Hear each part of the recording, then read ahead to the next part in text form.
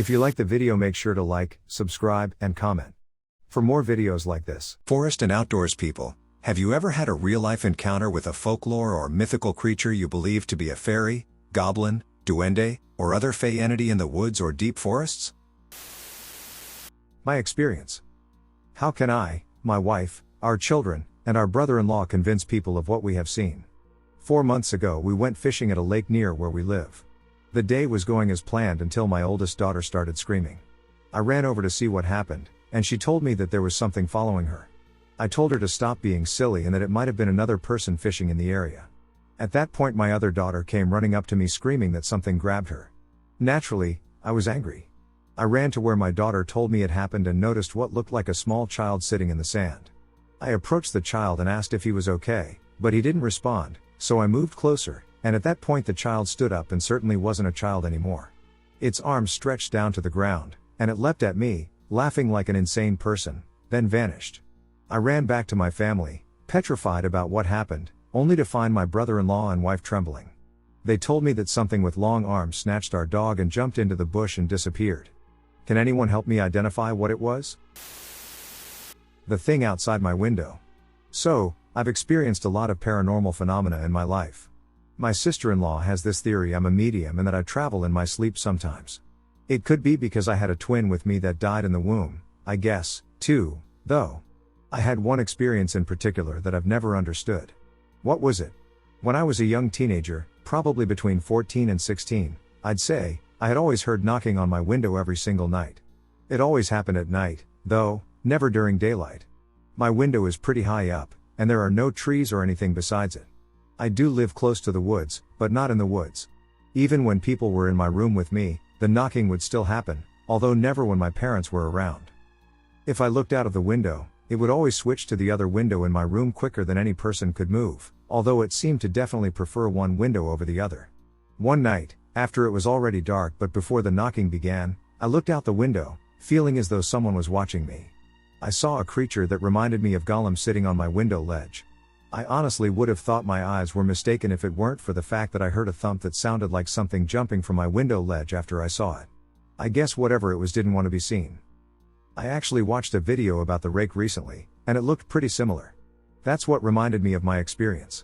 Even now, I get scared just thinking about it, and to this day windows freak me out. Looking back, I think it was trying to trick me into opening my window and looking out, but I was way too afraid to do that. I wonder what would have happened to me if I did, though. And I also wonder why it jumped down so fast when I saw it. My fiancé actually said that it sounded like a goblin or something. I don't know. Has anyone else experienced a creature like that? Does anyone have any ideas on what they think it was or what it wanted? Fairy in a field. So until reading through some of these encounters, I thought that I had just imagined the whole thing. I always loved fairies, my mom and I both did, and we would collect fairy statues for our garden and make fairy houses. I even created a snail farm for them when I was a child, as we had an abundance of snails. I thought that my love for fairies might have contributed to my experience of seeing something that I believed was real. I was probably about 11 or 12 years old when I was in a field near where we kept our horses, and I saw what I thought was a butterfly not far from me, so I admired it briefly before going about my business. Then I go to turn, and it's right there, 4 inches from my eyes. I observe what appears to be legs and arms that closely resemble those of a human. It remains suspended in the air for approximately 30 seconds before flying away faster than any butterfly I have ever witnessed. I am just shocked and decide not to tell anyone because how ridiculous does it sound to say you saw a fairy? I live in Oklahoma, and if I told someone that, they'd think I'd lost my mind. My brother saw a gnome in a soccer field. Okay, so this is a very old story of when my brother was a teenager, but I remember it to this day. My brother used to play soccer with his friends every Saturday night. They used to go to a place in a neighborhood known for its surrounding forests. This soccer field was located next to another field, as it was part of the social area of the neighborhood, and one of his friends lived there, giving them permission to play every Saturday night. When the game finished around 1 a.m., yeah, they used to play a lot, my brother went to his car to change his clothes. The parking lot was in between the field and the forest. He felt something slap his leg, and he jumped in fear because he thought an iguana, they're very common where we live, we're from Guayaquil, Ecuador, slapped his leg with its tail, and right after that, he heard little steps running under the car, but he thought it was an iguana because the forest was nearby, and it's very common to see iguanas around, But when he looked under the car, he saw a little man hiding behind the wheel. It happened so fast, all he could see were his clothes.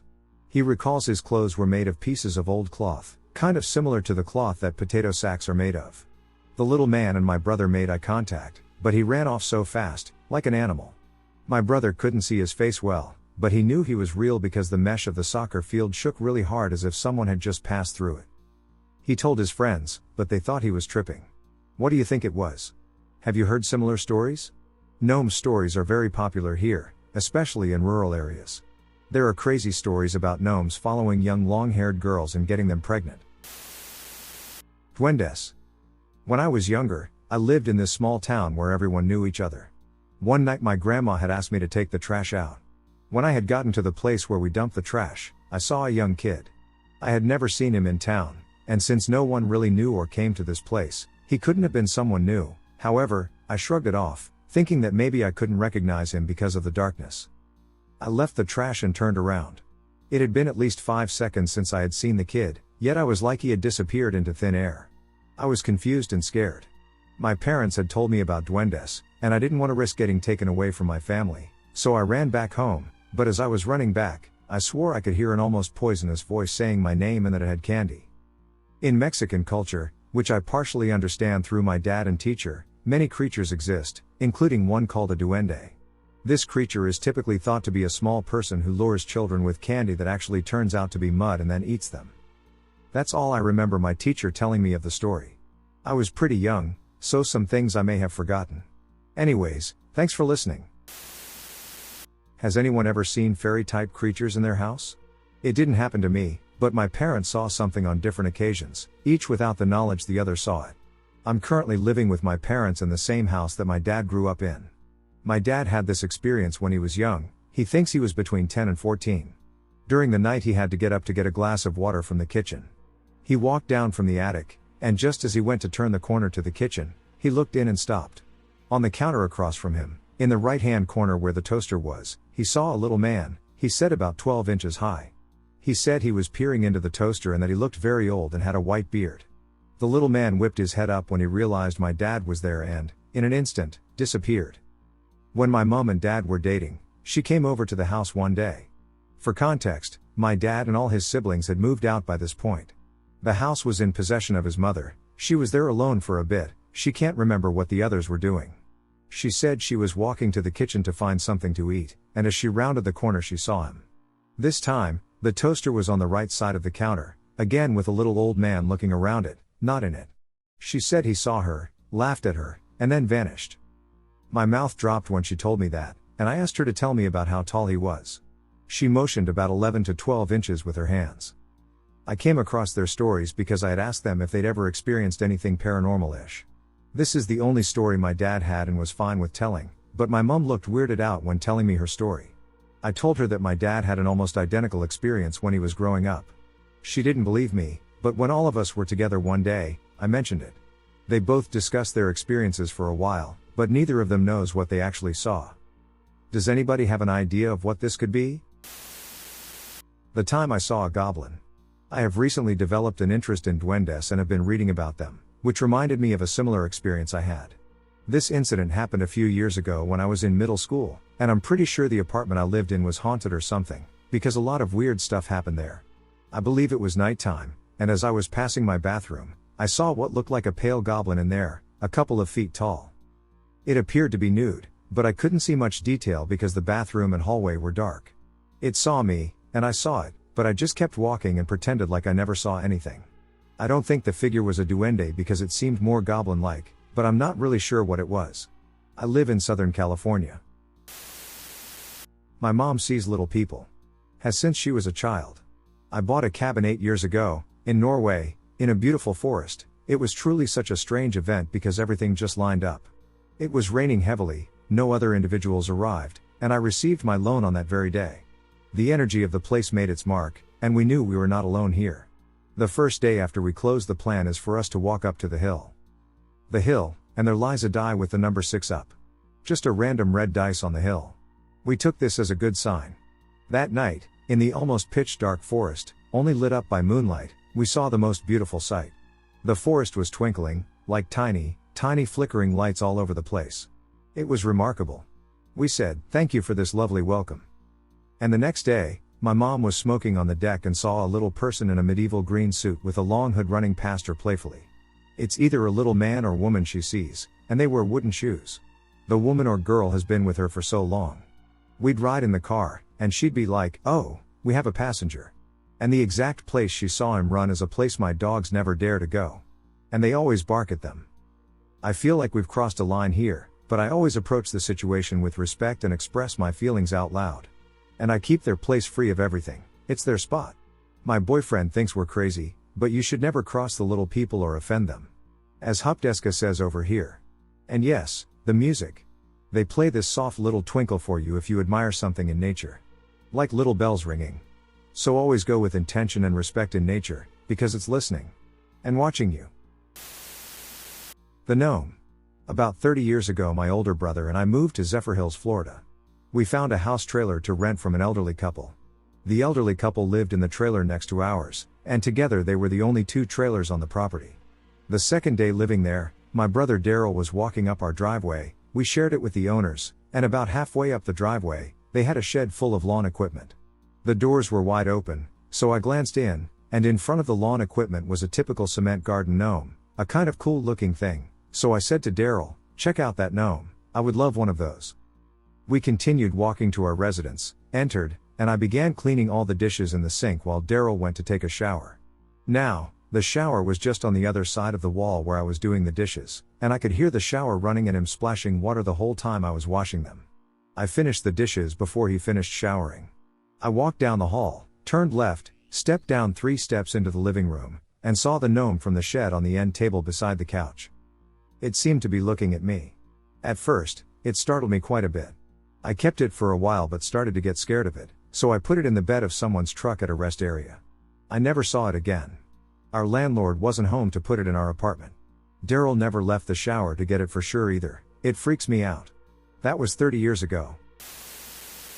I saw a fae, probably she, while walking on the ridgeway near Scutchamer Knob, which has a very strong magical presence on its own. I was walking with my dad along the path, with thick woods on each side.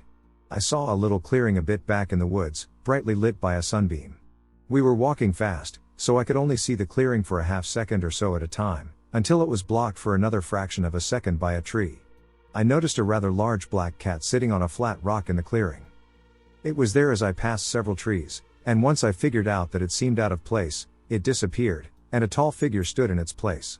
I think it was a woman, but I'm not completely sure. They were standing with their left side facing me, wearing a long, green robe hemmed in gold with long, chestnut hair. They were there for just a blink of an eye until I passed another tree, by which time both the figure and the cat were gone. I had this sudden intuition that I should just ignore it and keep walking, and that's precisely what I did. That was my only actual sighting of a fae, although I had plenty of non-visual encounters with the little folk on that trip along the ridgeway, and at home, too. As a kid my mom had this friend we would go visit often. She lived in this big house in the middle of nowhere and was a very spiritual person who always told me and my sister about the fairies that lived around her home.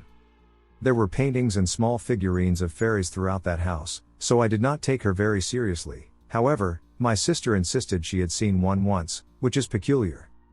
I cannot recall the exact way she described it, but she mentioned that it was invisible, although there was an effect surrounding it similar to the heat waves that can be observed rising from a road. As she got closer, it jumped off the table and flew away through the open deck door.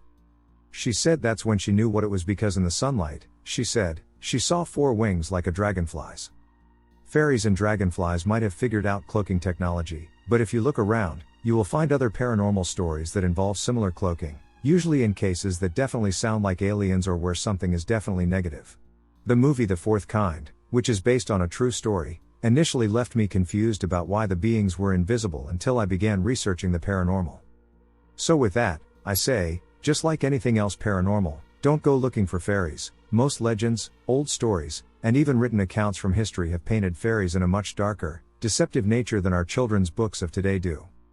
I can't actually give much credit to the existence of fairies. Another commenter suspects that they have fairies nearby, but their description closely resembles that of a poltergeist.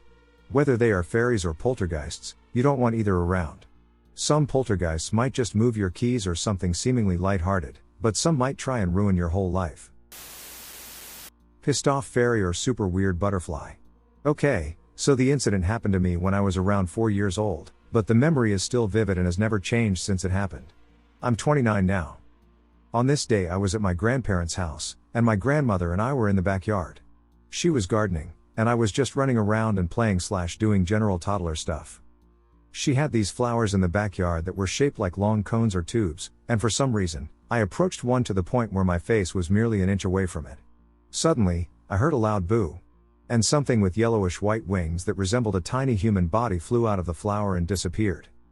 It literally scared me so badly that I jumped back and was screaming and crying about how the butterfly yelled at me, and I was so shaken up, and I remember my grandmother running over, and she had also heard the boo. It was just the two of us in the yard and at the house in general that morning, but the voice we had heard was deep and masculine and unsettling. My 4-year-old brain chalked it up to a talking butterfly. Thinking back now, the creature was tiny, only about 3 inches long, and it resembled a little yellowish white person with rounded wings of the same color that flew away unnaturally fast. If it had any facial features, I can't remember them, but I've never seen a butterfly like that. I don't think my grandmother saw the butterfly, she only heard the voice, but she has since passed on, so unfortunately I can't ask her about it. When I think of the voice now, I can still hear it in my mind as clearly as that day, and it gives me goosebumps every time I remember it. Maybe when I went up to the flower, I disturbed a small fairy hanging out inside of it, so it decided to get back at me by scaring the hell out of me. I really have no other explanation, so if anyone has any ideas or similar experiences, please let me know. I would love to hear them. I saw one. In El Parque Nacional Los Alerces in Argentina. I saw it with my girlfriend, we were camping. The fairy, or whatever, floated about 60 centimeters above us, descending towards me. It averaged about 8 centimeters, had 2 legs, 2 arms, a head but no neck, and 2 antennae on its head. The body, unlike insects, was erect. The wings moved fast and looked like those of dragonflies. My girlfriend and I were surprised, and she says, "It looks like a fairy." It was so close to me and the day so sunny that I could examine it very well. Suddenly that fairy fell on me and landed on my chest. I was so scared that I screamed.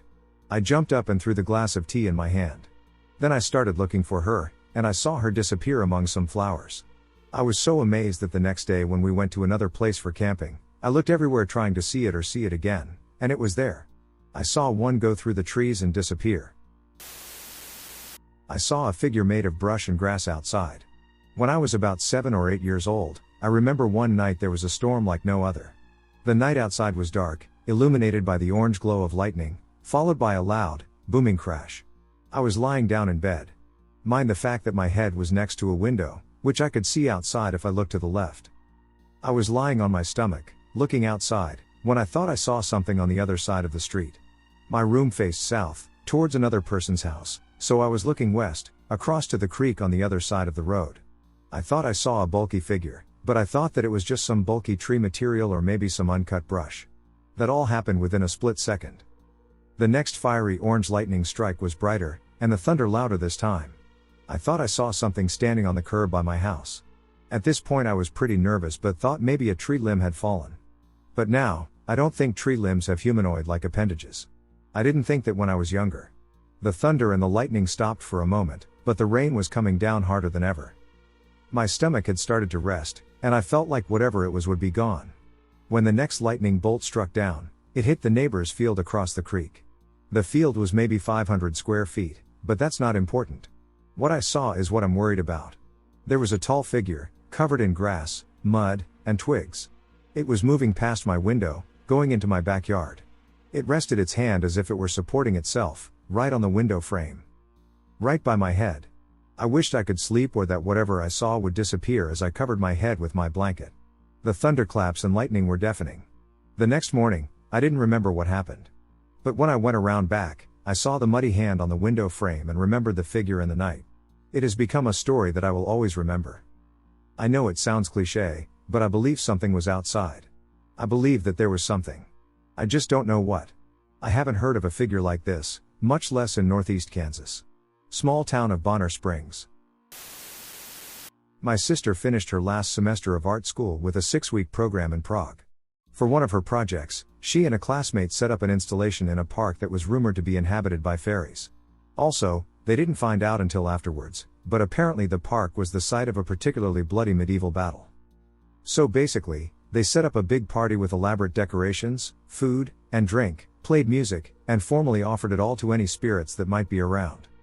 Within an hour the wind picked up dramatically and started tossing all their stuff around. Then her friends started sweating, vomiting, and shaking. He seemed not to recognize my sister or know where he was and kept muttering that they're all here, they're all around. Thankfully he snapped out of it a few hours later but couldn't remember anything of the experience. Had a strange hike.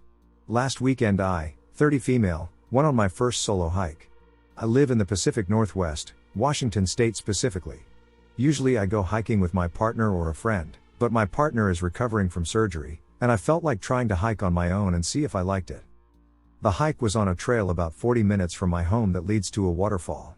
I had never been in the area before, so I was excited. I went down the wrong trail and, realizing my mistake, turned back around and went on what I thought was the correct path in the woods. This is where it gets a bit weird. I reached a crossroads and saw a coyote dash across the path I was planning to turn on. I was a bit nervous about running into a coyote, so I went the opposite direction but ended up back at the original trail. I didn't want to give up, and I figured the coyote would be very far ahead by now, so I turned around. This was such an odd trail. My trail app on my phone wouldn't work despite saying there was a signal. Most of the trail was dark, like it was twilight, but it was 10 in the morning and about as sunny as Washington State can be. I kept hearing rushing water and thinking I finally found the waterfall. I followed the noise, only for the noise to fade away or for me to hit a dead end and have to turn back. The whole time I feel like I'm being watched. This entire time, I wasn't really feeling scared, but it did feel surreal. Eventually, I find a stream. And in the middle of the trail is a leaf, floating and spinning. It's not attached to anything, no branch or spider web. Just floating and spinning at eye level. I wanted to touch it and considered it but decided not to and walked around it. Once I did, I found a stone bridge, which was the main trail, and eventually found the waterfall. No other weirdness at the waterfall or on my way back, but I did take the actual trail. It's been a week since then, and I'm still thinking about it. I've wondered if it was fairies or my imagination or something else. It was such a weird yet amazing experience. When I was about 15, I always saw will-o'-the-wisps looking from my room outside. I was also interested in Wicca and paganism in general since about the age of 13. I snuck outside into the woods on midsummer to leave some offerings. There were the normal white/light-colored will-o'-wisps and also orange and blue ones. Some of them tickled my toes, and when they sat on my skin, they looked like butterflies, but with their visual light aura, I knew what they were. I used the railroad as a shortcut and noticed they never, ever touched the metal. I later learned it is toxic to them. Don't ask me how I know this. There were hundreds of them in the uncut tall grass behind the cemetery. I read in a pagan book that bathing in a natural body of water brings healing, so I walked to the river and swam in it. I saw a silver light coming from beneath the water, and although I wanted to hold my breath and swim under to investigate, I chose not to because I remembered that some fae drown humans. I didn't see what type of creature it was. At another time, while I was leaving offerings in the woods, I became lost in an area that was typically easy to navigate, and I screamed in terror while also losing one of my snow boots.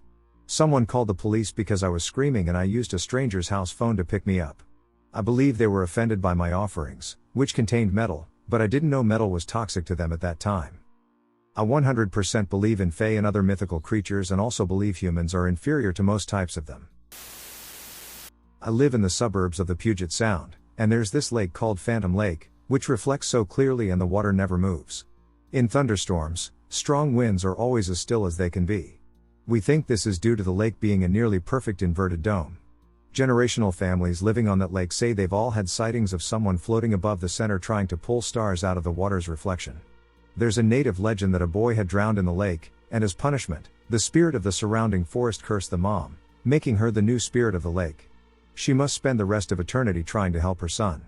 There's also a fog and mist that covers the entire area in a 12-mile radius for about 2 hours every day before sunrise. This is said to prevent the spirit from ever leaving. I guess it's more of a tall tale than a fairy tale, but the original Brother Grimm fairy tales all had bad endings. I recently went to Ireland. One of my goals was to hike up Montpelier Hill to the Hellfire Club ruins. Before I even left, I began to have a string of bad luck. Even during my time there, I continued to experience a series of unfortunate events. I was half wondering if whatever lurks there was trying to stop me from going. I remember the hike through massy woods was very eerie. The wind was blowing fairly hard, but nothing was moving or swaying. No animals or birds anywhere. Bad luck got even worse when I got back to the hotel. To the point where I performed a banishing. I practiced traditional ceremonial magic. I was hesitant to perform a banishing because I was staying in a converted pagan castle. Clontarf, and didn't want to stir up any trouble with a Hebrew-style banishing. As I was finishing the circle, I caught a glimpse of something bounding towards me from the dark doorway of the next room. I ignored it and finished the banishing as you should always do. I only saw it for a second. It was gray/white. It was bounding like a dog when it was running very fast but was in slow motion. It had an unusually long canine body. Very long ears like a rabbit and a face that looked half animal, half human. I don't know if there was something attached to the castle. Or the Hellfire Club. Or Massey Woods. I couldn't tell if it was trying to stop me or if it was curious. After I left Dublin, the bad luck went away. Anyway, I just wanted to share my eerie experience from that day. I'm leaving a lot out, as it is a long story.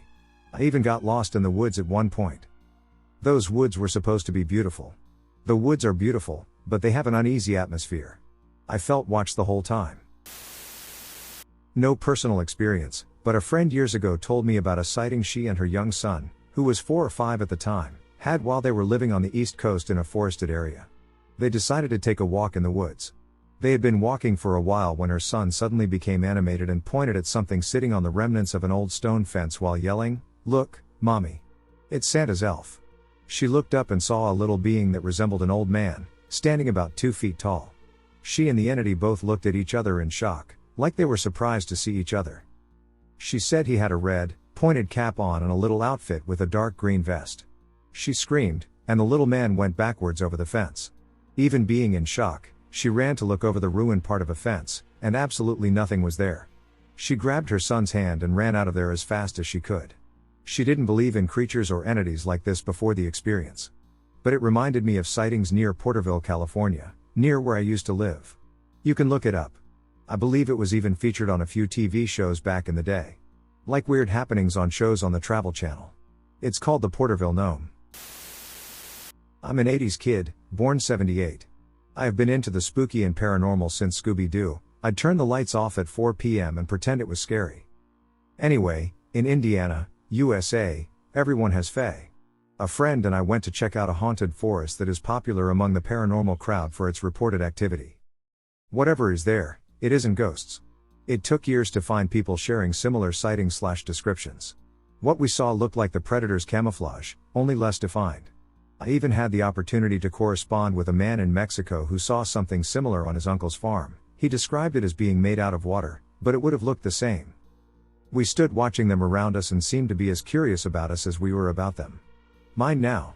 This was the middle part of a lovely day, spring, now clouds, leaves, and light are drenched. And we were watching these faint shimmering figures, 4 to 4.5 feet tall, sometimes only a few feet away from us. We never felt threatened. They seemed curious. We even saw a big disembodied shadow in the treetops. Again, this weather was perfect. There was nothing to cast that shadow, we couldn't see. On the way back to the car, we both paused to question, as we realized the distinct sound of a leaf tumbling down the path coming up behind us. It was moving against the wind. I'd love to go back there, despite being between a couple decently sized towns/cities. OMG, the place is so remote. It's not the spirits and fae I'm worried about, and if we knew beforehand, we probably wouldn't have gone. If I ever go back, I will go with a much larger group, possibly including security or armed individuals. I grew up in a small town here. Cops don't leave town, and in some parts the unsavory sorts take full advantage. I have had 3 extremely vivid experiences that I can only relate to being fae. I believe I have to start with my first one. I'm pretty sure I intruded on something sacred to them or even just a part of their territory, I guess. I was playing Manhunt at around 12 at night with a group of 14 or so people, and it was my time to hide. My house is close to a decently large wooded area, but I live in Florida, so it's mostly pine trees and small brush. I was jogging along the road next to these woods looking for a hiding place, and what I felt was lucky at the time. I found a fairly large clearing in these woods about 30 or so feet in. When I actually got to it, I could swear that it was a perfect circle, probably about 15 feet across. I wasn't there for long, but it was weirdly quiet, like all the insects and birds just stopped. I remember getting the feeling that I absolutely should not be there, and I finally heard something as I was about to turn around and just sprint away. It was like a massive gush of wind, almost hurricane force. All I could do was freeze. I looked up and observed what I can only characterize as an enormous owl. It appeared to be approximately twice my size, and it was completely black. All I could do was sprint out of the woods. After that, I never went back, but those woods are down the street from my house. The next experience was only a few months later, and I never actually saw anything, but that feeling of intruding and terror felt the same. I was walking around my neighborhood with my little sister, and we decided to head home while the sun was setting. The streetlights came on just before it was actually dark, so there was a red-yellow tinge to the sky. As my sister and I were about a block away from our street, we turned a corner, and at the next intersection was a four-way stop with a streetlight hanging over almost the exact center of it. Directly beneath its streetlight was a red fox, which was seated in the center of the road, intently gazing in our direction, as if it were anticipating our arrival around the corner. And well, we did. After standing there for what seemed like 10 minutes, waiting for it to move, it finally did, and it ran off into the woods where my initial experience occurred. The final and definitely my most terrifying experience happened across town from my house. It was a lot less dense a city there, not quite rural but definitely fewer houses and more nature.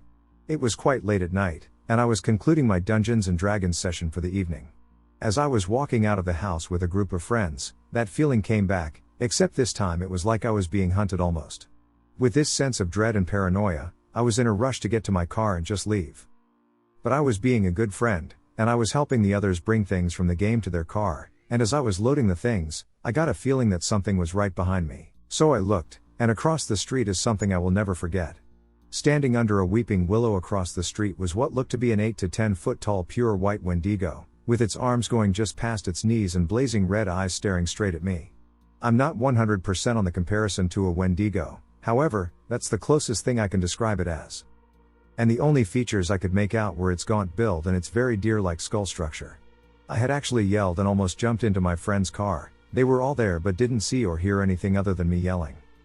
I would also like to mention I have never been diagnosed with any mental condition that would lead me to hallucinate, and the last incident has been the worst thing I've seen like this. Since then I have got protective stones as well as protective runes. Possible encounter with the fairy realm? I live in Tennessee, and I've always felt that at sundown here in the summer, when the insects start to sound, the air feels misty, the sky is purple, and the fireflies start to twinkle, the fairy realm becomes more accessible. I refer to this time as fairy hour, even though I have no concrete reason for this belief other than the magical feeling I sense in the air. But today, something truly magical did happen, I believe. It had been raining on and off all day, and the air felt particularly misty, and there was a rainbow, so I walked outside, down my street, to see it. After frolicking a little ways down the street, I live in an old Victorian neighborhood on a fairly busy street, but in this moment there were no cars or people around, which was eerie in its own way. I started to discern the music of a flute or a pipe through the sound of the very loud katydids and crickets. It seemed like it was coming from further down the street, so I followed the sound, but as soon as I got to where I thought it was coming from, it seemed to be coming from the opposite direction. I kept trying to follow this music, which sounded like a simple Celtic flute song, to find out its source, but it seemed to be moving in a very magical way. Is this a thing that has come up before? Was this possibly some magical experience with a mythological piper? Or could I just for a moment hear sounds from the fairy realm? I would greatly appreciate any insight, as it would help me feel a little less crazy. Thank you in advance. My friend and I are trying to identify what he possibly saw. Location, Poland, Toru N. Date, 2023, autumn. This is not a joke or a fictional story, we are genuinely trying to understand what happened. My friend reported seeing something in a forest near a road and a cemetery at around 3:20 a.m. The road runs directly into the forest. He was together with another friend at the time, and both of them reported seeing the same thing. They described a humanoid figure approximately 170 centimeters tall, entirely white in appearance, the whole body appeared white. The conditions were such that the figure could be seen clearly enough to make out its general shape. The distance was around 4 to 5 meters, and the figure was slowly moving and appeared to be coming closer. According to their description, the figure had no distinguishable facial features. They also mentioned a faint glow or soft light around it, described as a kind of natural aura rather than a direct light source. The figure did not interact directly, and there was no physical contact or sound associated with it. I wasn't there, but I'm trying to help them figure out what it was. There is also some local context. There is a reported case of suicide in the forest, and an old cross is located there. There is also an additional unverified report from a taxi driver who was driving with my friend. During the ride, the driver mentioned seeing something similar in roughly the same area, near the same road leading into the forest. This is not confirmed, but the description was reportedly similar. We are not claiming anything supernatural. We are simply trying to find possible explanations or known phenomena that could match this description. Any serious input would be appreciated. Also, would it be a good idea to investigate the area ourselves to better understand what might have caused this, or would that be unsafe or not recommended? I saw a fairy in the woods. So I grew up in the northwest suburbs of Chicago, not terribly far from O'Hare Airport. Once you get to the very edge of N.W. Cook County, it starts to feel exurban and forested pretty quickly. In fact, from my understanding, the forest preserves way out there are some of the best in the country on account of the low population density and well-funded forest preserve districts in those counties. When I was living with my parents in the burbs, I would go out to this preserve called Penny Road Pond for hikes. It's absolutely huge and stunningly beautiful, and you could hike through it for hours. Now, this area has a minor reputation for supernatural phenomena. There are stories about haunted cemeteries, vanishing ghost houses, phantom cars, haunted theaters, and stuff like that. I think a lot of it is manufactured bullshit as opposed to specific incidents that people reported, but the stories are there. I was on a hike one day in the fall, and I was deep in the forest when I heard a twig snap off the trail. I turn around and see a little hooded person running deeper into the woods. They were wearing a cloak and very plain, old-fashioned clothes. I stopped for a minute and just thought, what the F was that? But I didn't feel scared or unsafe, so I kept hiking. I hiked a little further, couldn't stop thinking about it, and decided to go home. I'm still unsure about what I saw, if I saw anything at all, rather than just imagining it, but I thought I'd share here in case someone else encountered anything unusual in that area. I either hallucinated or there's something outside my garden.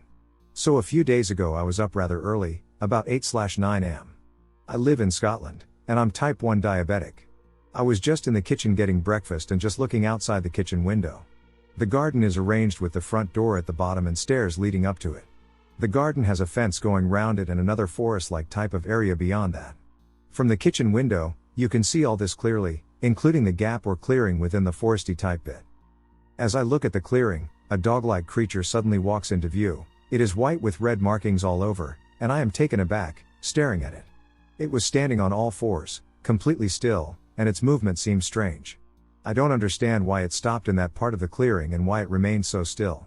I kept looking at it, wondering what it was doing when it just stood up on its two front legs as if it were doing a crab stance, so the front of its torso was facing upwards. Then after it stood up, it darted faster than anything I've seen down to the right. Which is where my front door is. After seeing this, I sprinted to the inner door at the top of the stairs that leads to the front door and bolted it shut. I stood there for about an hour freaking out. I haven't seen it since but asked a friend about it, and he said it must be a fey spirit. Another friend, who's also diabetic, said it could be a diabetic hallucination from my blood sugar being higher than normal. Either way, that was some of the scariest shit I've ever experienced. Fey or something else? When I was little, my father used to take me camping. There was an area in the campground that was fenced off, and we would crawl over to get in. What made this area in the woods special was that all the trees were planted in straight lines. Odd for a forest, Brooksville. At dusk a ton of fireflies would come out, and my dad would tell me stories of fae living in the woods. It was magical to a little kid. I was in elementary school and very much was raised to believe in everything paranormal. In fact, I grew up in a haunted house.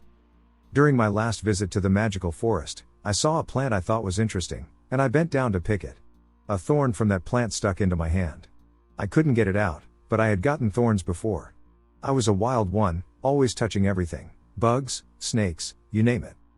Fast forward. I am back at my mom's house. My parents divorced when I was 4, and strange things started happening.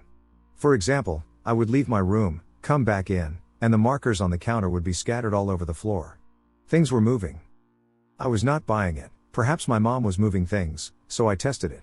I would set something in the middle of my floor, go outside my room, and wait for about 5 minutes. I wouldn't move away from my door. That way I knew no one was inside. Then, when I was about to come back into the room, I would knock 3 times.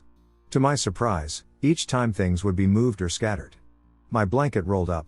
It was just very obvious that something was there moving my things. I couldn't see whatever was doing it, but I felt it. I tried to tell my mom and stepdad, but they just thought I was weird. This kept up for a total of 3 days or so, and then suddenly it was gone. Just like that. The interesting part was when it stopped, I looked down and realized the thorn in my hand was also gone. I realize this might sound far-fetched, but I will never forget it. To this day, I maintain something was causing mischief in my room. Real goblin sightings. I have seen real goblins before.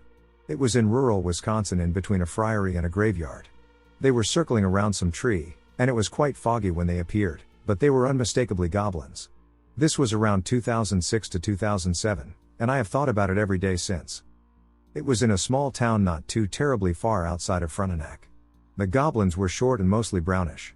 They had large, toothy mouths, large, yellow eyes, and small, not quite horn nubs on their heads. I wish I had been able to stand there and look at them more, but it was a terrifying experience. At the time, there was another man with me who corroborated my story by describing what he saw before I shared my account, and his description matched mine exactly. Years later, when I asked him about this, he threatened me. The goblins were incredibly short, standing at about 3 feet tall, and possibly even shorter. They may have had little stubby tail nubs as well. Some of them were more greenish in color, but they were mostly brown. They were dancing around a tree when I saw them. I am hoping to hear from other people who have seen real goblins. Please do not hesitate to share your story with me. The Little Men. My husband gave me permission to share this story here to see if anyone has any idea what he and his friends saw as children. When my husband was a child, he used to see what he called the little men in his house. He saw them a few times from about age 8 to maybe 12. He would only see them at night and only in his basement. He never saw them outside or in anyone else's home. He describes them as being about 7 or 8 inches tall, and they were all one solid color as if they were wearing morph suits. He saw red ones, green ones and cream-colored ones. No facial features, no hair, etc. He said they really looked like people in morph suits. They were completely silent, no sound while running, no talking, etc., but he did hear them open and close drawers, cabinets, etc. Whenever one saw that he saw them, they'd run off into a bathroom or the laundry room. He would follow them, but they'd be gone by the time he got there. Once he saw one going in the cabinet under his bathroom sink in the basement, and when I looked, it was gone.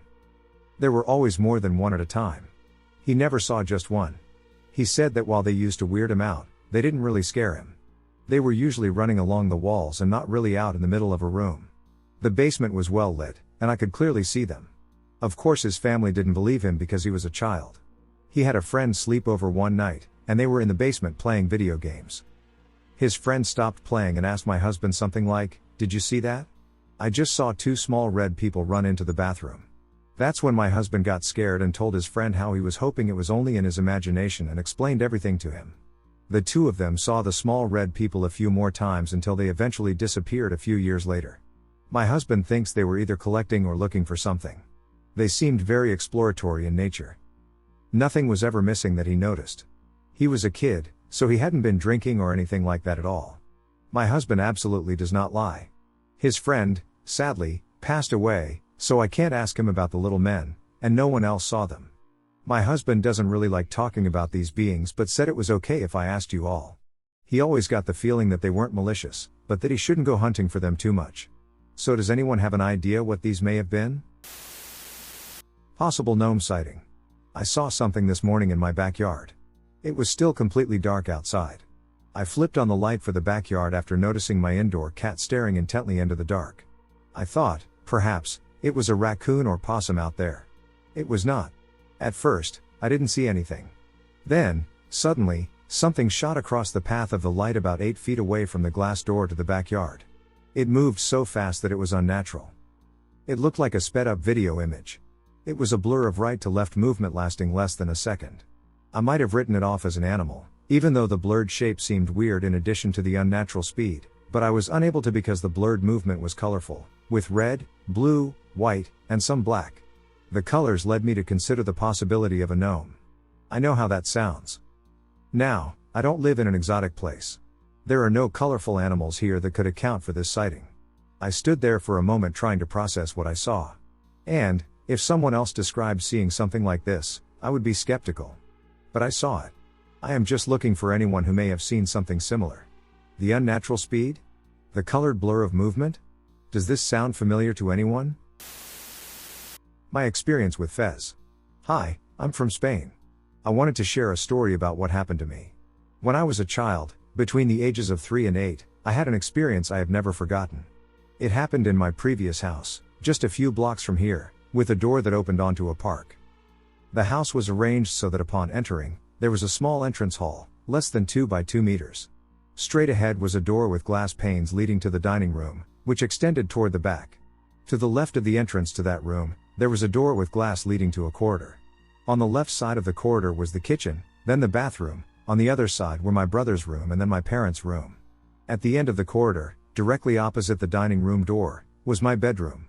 From my bed, if I looked to the left, I could see the length of the corridor, part of the dining room, and the door to the entrance hall. I was afraid of the dark, so my mother would leave the corridor light on and keep my bedroom door open after tucking me in. One night, while lying in bed and looking down the corridor, I noticed something strange. The light did not enter the dining room as it normally would. Instead, it was cut off at the door, like a wall of shadow.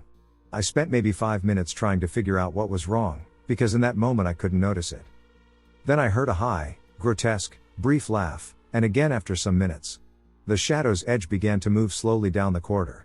The laughter continued. By the time the shadow reached the kitchen door, another voice joined in, and soon, when the shadow reached the bathroom's door, there were 3 voices laughing, shrill, grotesque, and unbearable. Inside the shadow, shapes moved like waves on a pond, but chaotic and unpatterned, or like fishes jumping out of the water. When the shadow stopped in front of my door, the laughter was so loud I could not think. Terrified and frozen, I forced myself to look upward, away from the shadow, and that's when I saw them. 3 small, grotesque creatures, like twisted garden gnomes. They had bulbous faces, tiny eyes that shone like stars, hairy eyebrows, and pointed hats. They were bent over my face, standing next to my head and on the pillow. I was so frightened that I began screaming until my mother came. I hid under the covers, and when she entered and turned on the light, the figures were gone, and the laughter stopped. She told me it had been a nightmare, and I believed her for years until I read someone saying they had a similar experience, and I remembered and thought, it wasn't a nightmare. I have been trying to study Fez, but it's difficult to find real information. I don't know why I'm sharing. I guess it can be useful for someone or maybe interesting.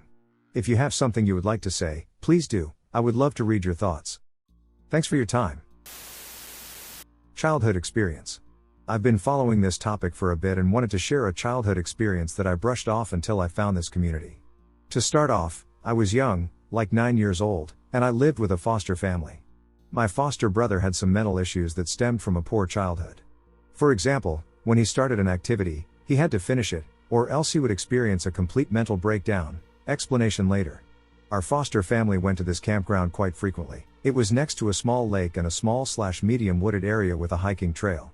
To clarify, while walking on the trail, you could clearly see the lake and the large clearing where people park their campers, which was about a mile away at most. My brother and I often visited the trail because we enjoyed catching bugs, frogs, and similar creatures. There was one day when it was bright and sunny in the middle of July. This is in the Midwest US, so it was muggy and hot. He and I are walking the trail, and I hear what started out as a faint clicking sound. To this day I have yet to hear a sound like it. It progressively got louder to the point that you would have to be deaf to not hear it. The weird part was my brother did not hear a thing. It started to startle me, how loud it was. My brother decided to start carving into a tree, which he did frequently, but I urged him that we should leave because I was scared. Once my brother started carving, he felt compelled to finish, so I had to wait for him to complete his task. I stepped no more than 15 to 20 paces away from him, and when my foot felt like it fell through something, I stumbled a bit and looked down. When I looked up, nothing looked familiar, and it seemed like I was dropped in the middle of a forest with no end to it. It was really cold, and there was absolutely no sound. My brother was nowhere to be found, and I felt extremely terrified, so I took off yelling and screaming. I ran for a good distance, and I had the same sensation where I felt like I missed a step and stumbled forward. When I looked up, everything was normal, and I could hear my family calling my name. When I approached them, they looked frantic and said they had been looking for me for a couple of hours. No one ever believed me, so I always just shrugged this off until I came here. My first encounter. When I was about 18 years old, I always walked by a railroad track located in my hometown of Highland Park, northeast Los Angeles. I never thought much about this specific section of the railroad tracks that I crossed 4 to 5 times a day, as it seemed quite ordinary to me. One day, however, I decided to be adventurous, and on a night walk, around 8 p.m., I decided to venture down to the railroad tracks and walk down a path that ran parallel to them. The weird thing about this path, what made it interesting to me, was that it ended with nothing but rocks arranged in a circle, sorrowfully marking the end of the pathway. Beyond this path, though, there was an archway of bushes that created a tunnel, and a person could easily go through here without a problem. So, I gathered my courage and went on through the bushes, and after 40 seconds I stopped at the end of the tunnel and found myself in a clearing. It was dark, but I could still make out everything, thanks to the moonlight. Without really thinking about it, I turned around and looked at something that had caught my eye, so I bent down, picked it up, and examined it with my phone light. Turned out to be nothing more than a really smooth rock. What happens next still gives me chills. As I'm examining this rock, I hear the faintest, yet unmistakably human, voice whisper in my right ear, "What is that?" I turn around, scared as all hell, but there is absolutely no one there. No one. I drop the rock, take off full speed, and run out of the clearing. I break past the bushes, run out of the path, and don't stop until I reach my house at the end of the block. To this day I am shocked about what happened. I know for sure there was no one in that clearing because, as I stated before, it was dark, but the moon was bright enough to illuminate everything in that small clearing.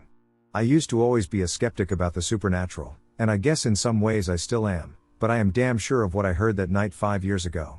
That's enough for me to keep my mind open to the possibilities of the supernatural. Anyone know what this thing might have been? Hi all. New here and hoping to get people's thoughts.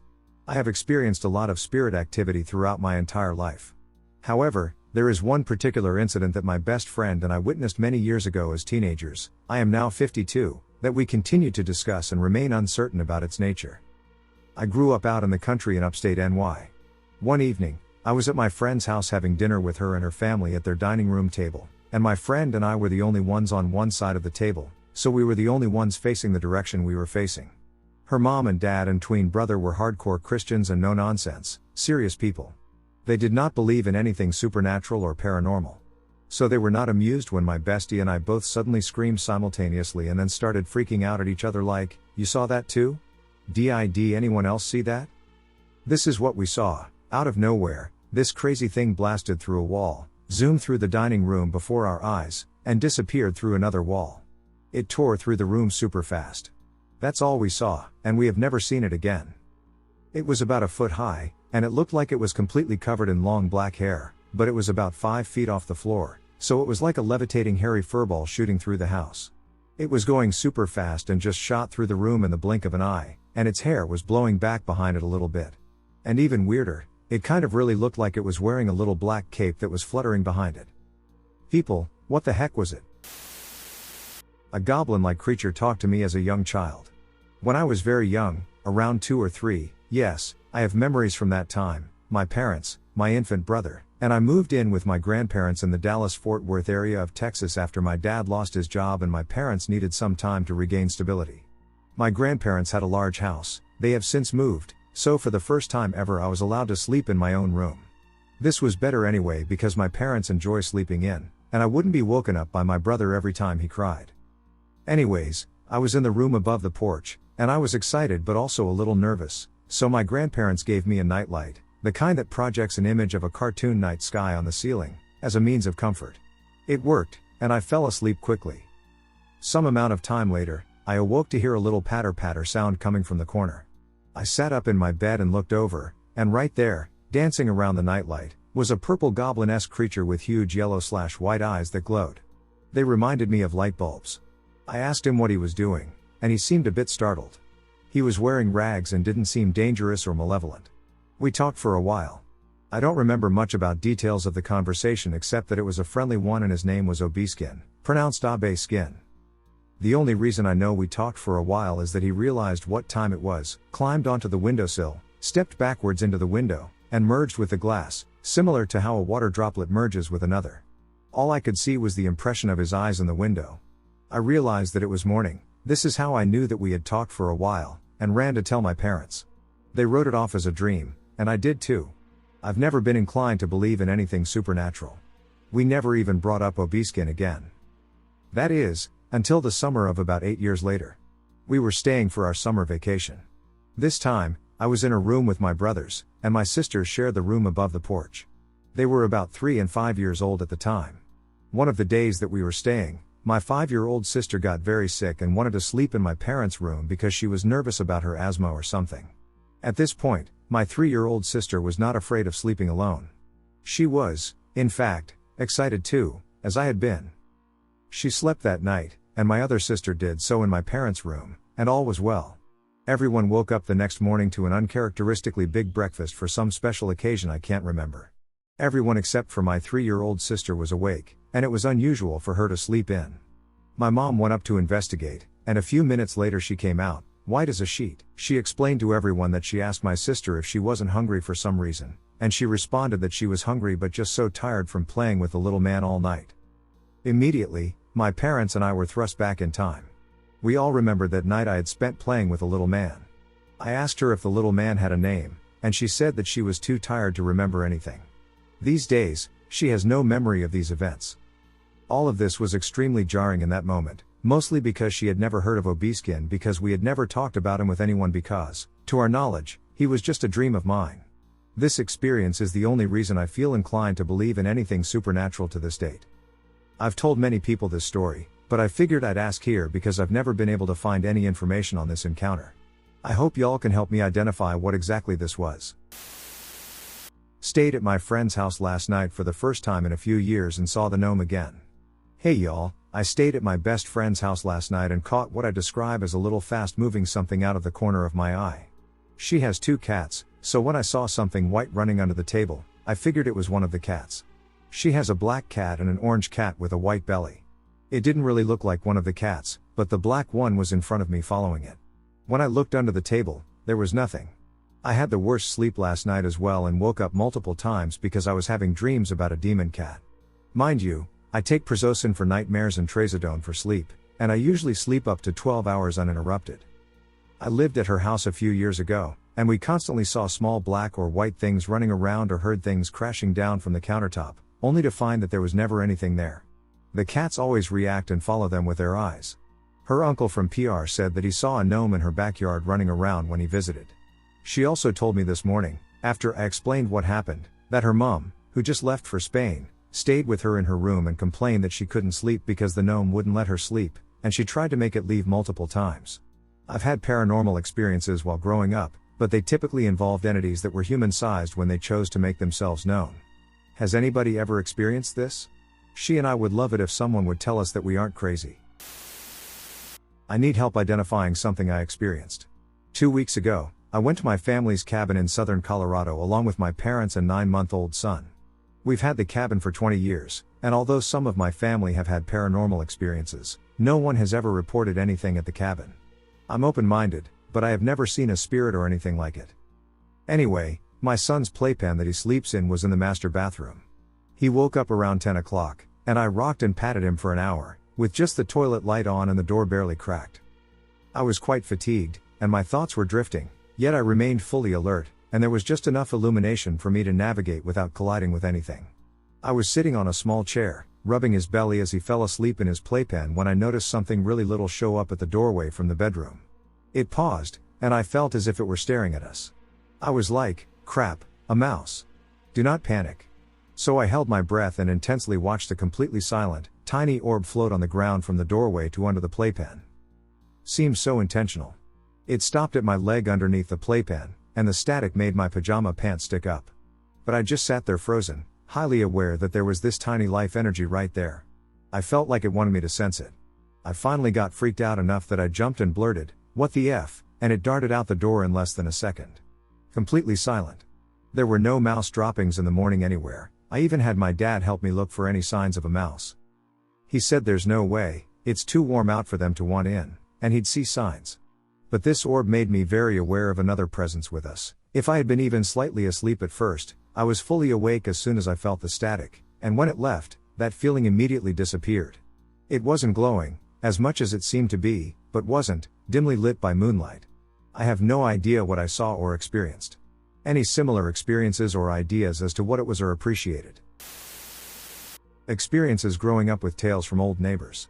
Anybody else have something similar? I grew up in the rural mid-Atlantic area, but not far outside of Baltimore, Maryland. Our house and our neighbors stood on a hill, both built in the early 19th century but added much later to the county tax records. We were the two-tenant houses on an old plantation. Across the street was a cornfield and a rolling valley. The original plantation house was on the other side of the cornfield. Behind us was the woods, a small patch of maybe 10 to 15 acres surrounded by farming fields and rolling hills. There were two neighbors who told me stories of the wild men and the forest folks, their words. The wild men were somewhat like us in description, bipedal mammals.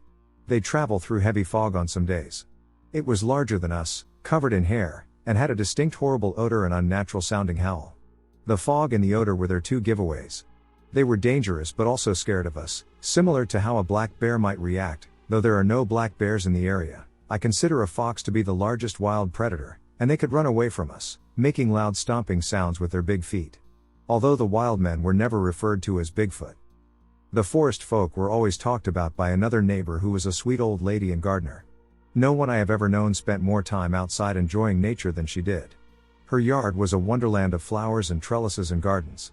The forest folk were the spirits of the woods, she would tell me. She was a devout Christian woman, but she left offerings out for her forest folks.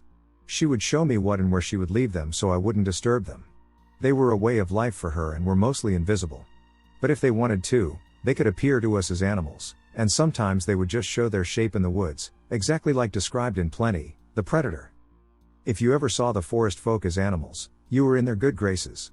If you saw the shape moving through the woods, it was time to leave. She told me it was all right to run straight home and most likely I would because there would be an overwhelming sense of fear to run far and fast. My whole life growing up, the woods were my playground. There was a natural spring that fed a creek. There were fairy rings of mushrooms and hills and rocks, but nothing high or dangerous. Just a small hill and valley of open woods. The first time I remember seeing the forest folk, for lack of a better term, was when I was young. Around 8. It was a human shape running through the woods at the top of the hill, madly fast, but obviously bipedal. Its frantic running, the sudden sounds of leaves and tree branches crunching and moving were terrifying.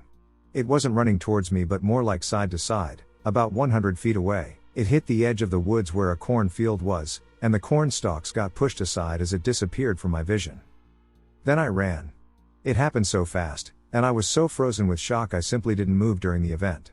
But the terror, the emotion, was intense, and the first time, my backyard playground scared me. Then the dream started. I would have regular dreams where the shape was at the edge of the woods near our house. It would then solidify into either a human or an animal. Sometimes there were groups of them, sometimes just one. They would guide me into the woods in my dreams, but they were pleasant and friendly. These were not nightmares, quite the opposite. When there were foggy mornings, my whole family would sometimes hear horrible howls from the woods. We all heard them. The dog would get very attentive and stand guard on the back porch during these episodes. They were not foxes, we knew that sound.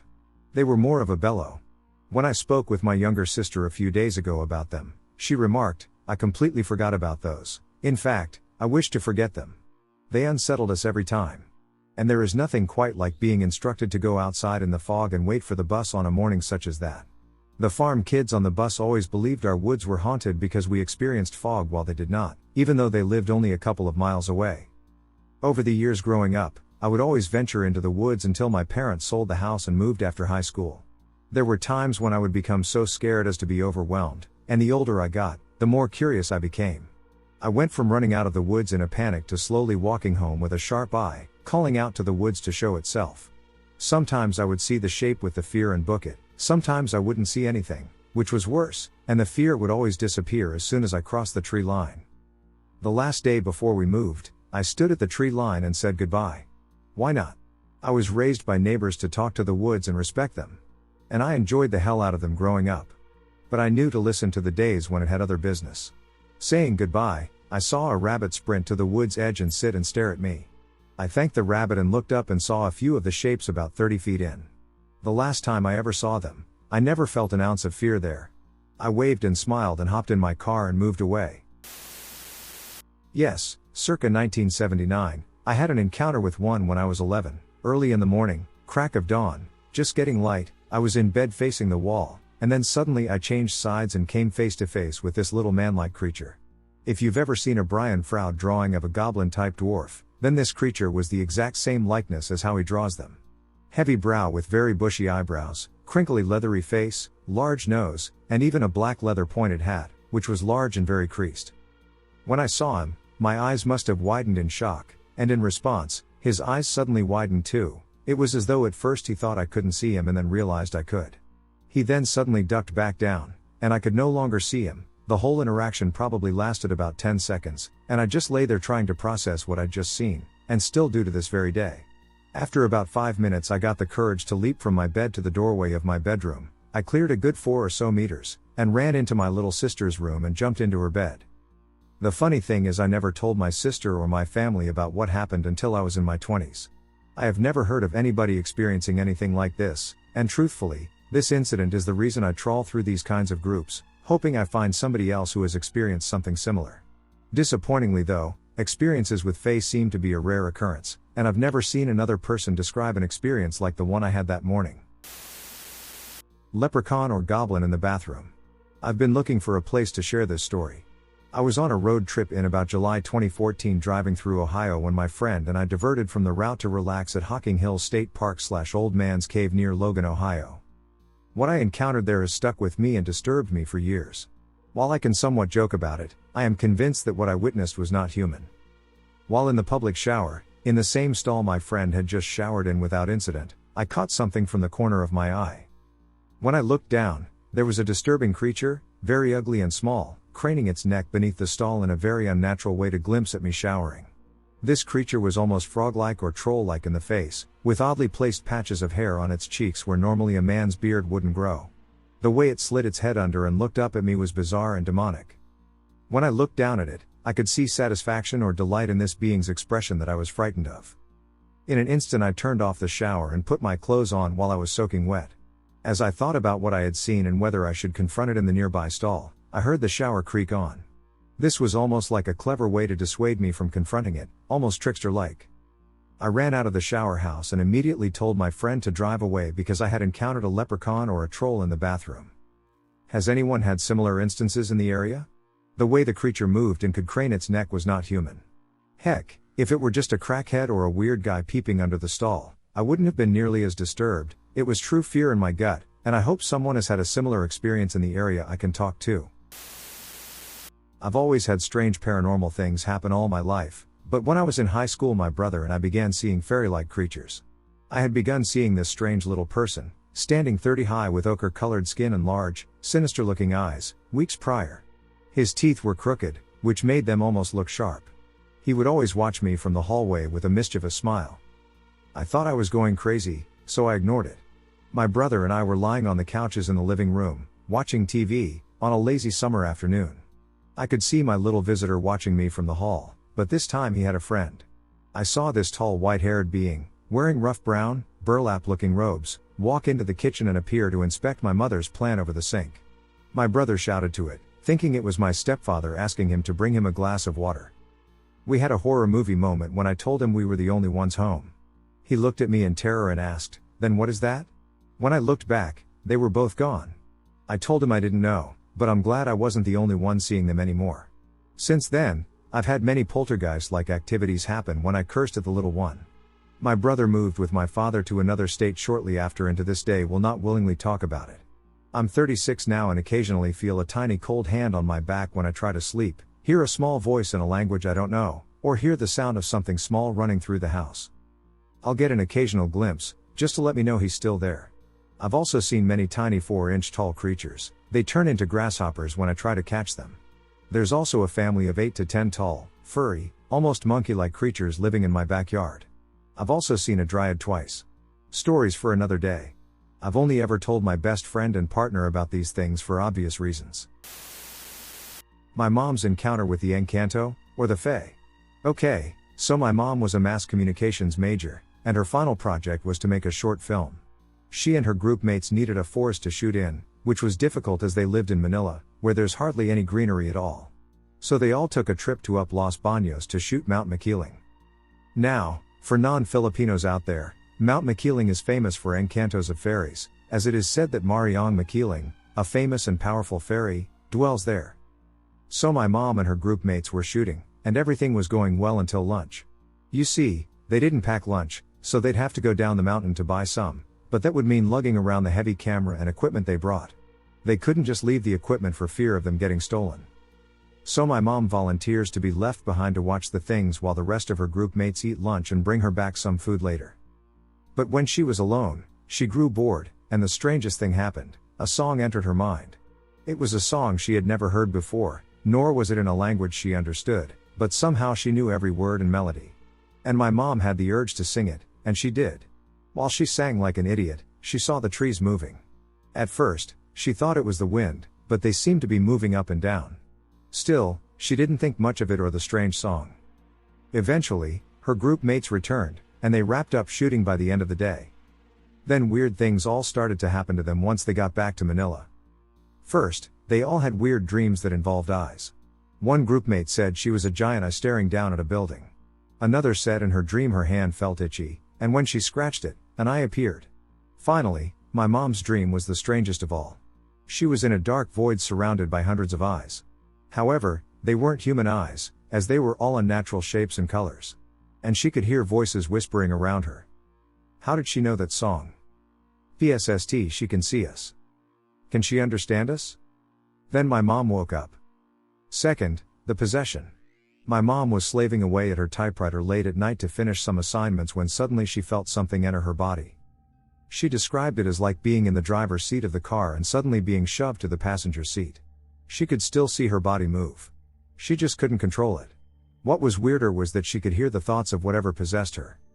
The entity that took over her body seemed to be amazed at what it could see being in a human body, with it even saying, "Oh, so this is what the color red looks like. It's really pretty." My mom, being from the Philippines, a Catholic country, though not being very religious, prayed to God to expel whatever it was from her body. And suddenly, she was back in the driver's seat again. Finally, she and her groupmates met up in an empty classroom to once again work on the project. There was a lot of chatter as they talked about their project or even mundane things such as celebrity gossip from magazines. But all at once, they just shut up, like something compelled them to. Then they all turned their heads towards the open classroom windows only to watch them slam shut one by one like dominoes. Everybody freaked out and decided to leave immediately. My mom swears as she watches the group's shadows move out of sync as they walk down the hallways. It only ended when one of my mom's classmates, who claimed to have a third eye, told my mom out of the blue. My mom did not tell her any of the strange and scary things happening to her and her groupmates, that she was being followed. My mom then told her what was happening, and her classmates nodded and said she'd consult a medium she knew. My mom didn't really believe in that baloney, but she was willing to give it a shot. The next day, her classmate asked her if my mom sang something. Again, my mom told her of the strange incidents, but not about the inciting incident. My mom said yes and explained the strange song that popped into her head. Her classmate told her she angered the local encanto, or fairies, or nature spirits, as that song is sacred to them, and she shouldn't have known it in the first place. But she assured my mom that she wouldn't be bothered anymore as long as she never sang that song ever again. My mom agreed, and true to her classmate's word, nothing strange happened after that. To this day, my mom says she can still sing that song. She can remember every lyric and melody. I once asked her to sing it out of curiosity, but she adamantly refused. She didn't want to test fate. My first, somewhat fey, experience. Hello, I don't have many experiences myself, but this one is my first time experiencing the unknown. When I was about 8 or 9 years old, my family and I were on a drive along with my older cousins and aunt. We were going to our hometown together. After some time, we approached a large lake, driving alongside its expansive shoreline. It was when everyone saw a snake on the road except me. I tried to see it but couldn't and started sulking about it. It was then I saw something unexplainable. While looking outside from the window, I saw 2 creatures swimming in the very lake. It was very weird that only I saw them. I tried to show them to my parents and cousins, but no one saw them, even when they were right in front of them. The weird thing is that the whole lake dried out completely in just a few years. Whenever I bring this up, everyone just pushes it aside, saying that it was my imagination or labeling me as crazy, but I am sure this vivid memory I have of that day is not my imagination. I am still unaware of what I saw that day and have been very curious for years. If anyone could explain it, it would be very kind of them. A wild experience with Fae/Earth spirits? In my early 20s, I spent a week in Guernsey with a good friend, L. He was a decent psychic, and I also had some skills in that area. Our plan was to get out into the landscape, go to weird, liminal places, and meditate to see what information we could pick up. Then we planned to use that to find our next destinations. We went to some really cool places, an old barrow called the Haug Fouquet, a weird holy well I'd dreamed of that turned out to be real, abandoned war fortifications, churches, and so on. Towards the end of day 5, we discovered a couple of words we'd picked up were in road names, and these two roads met at a junction, so we were going to check it out. Yes, both are totally sober. The junction was in the middle of nowhere, a T-junction, and on the other side of the road from the T was a gorgeous overgrown meadow. It had dry stone walls, but an opening in the wall made a fake crossroads. It was past sunset, so we had flashlights, but it was late dusk, and we could see okay. As we went in, we saw that this was a proper croft, fully dry-walled, and left fallow for years. The grass was waist-high in places, there were big patches of wildflowers, and there were patches of trees along the walls. Absolutely gorgeous. We walked towards the middle of the croft to tune in, and as we got there, we clearly heard a peal of laughter from the trees in the far left corner. It was light, bright laughter, a merry, tinkling sound, too high-pitched to be a normal person. We flashed our lights in that direction but couldn't see anything. So we headed towards it. We were on a weirdness hunt, after all, and immediately, several loud rustlings sprang up. Looking around, we could see person-width trails forming in the grass, like someone invisible was walking around. Not in any particular direction, meandering about are 3 of them. They were loudly rustling, all of them, but again, our lights showed nothing. Then the laughter came again, louder, and split so that suddenly it was coming from several directions, 4 or 5 of them seemingly at random. The laughs stopped one by one, but the trails in the grass continued. It was getting dark, but we could hear the rustling and see the trails form if we lit them up. That's when a light appeared, down at the end of the croft. It could have been a flashlight or a lantern, but it didn't illuminate anything, just glowed. Then another lit up in the far right, behind a tree. They started moving too, meandering like the trails, but definitely approaching us slowly. Then another. The laughter started up in several places, louder, with a bit of cruel nastiness to it. Then something brushed past my leg, like a badger brushing past me at a run, and El swore as a pebble came out of the night and hit him in the chest. Not painfully, but enough that I heard the thud on his jacket. There were 4 or 5 lights by now, all around the croft, and the laughter was continual, 2 or 3 different laughs at any one time, starting up and stopping again all over the place. It was almost fully dark, but the stars were out and the moon was bright. The last straw was when we saw a dark figure, humanoid, floating above the grass. It was about 3 feet tall, and we couldn't make out any details, but it was clear, and it was moving. We turned and fled, full speed. They laughed us all the way out of the croft, loud and mockingly. As soon as we were through the gap in the wall, it all instantly stopped. No noises. No lights. Nothing. Just a lovely, peaceful meadow in the moonlight. I was grabbed by a gnome. As a kid, I was very excited by the idea of magical things, and I feel like I often saw things. As I got older, I stopped seeing anything like that. Around age 15, I remember thinking I would probably never see anything again. One day around that time, I was helping my dad with his mowing business, cleaning up a yard. I had only been to this house once before.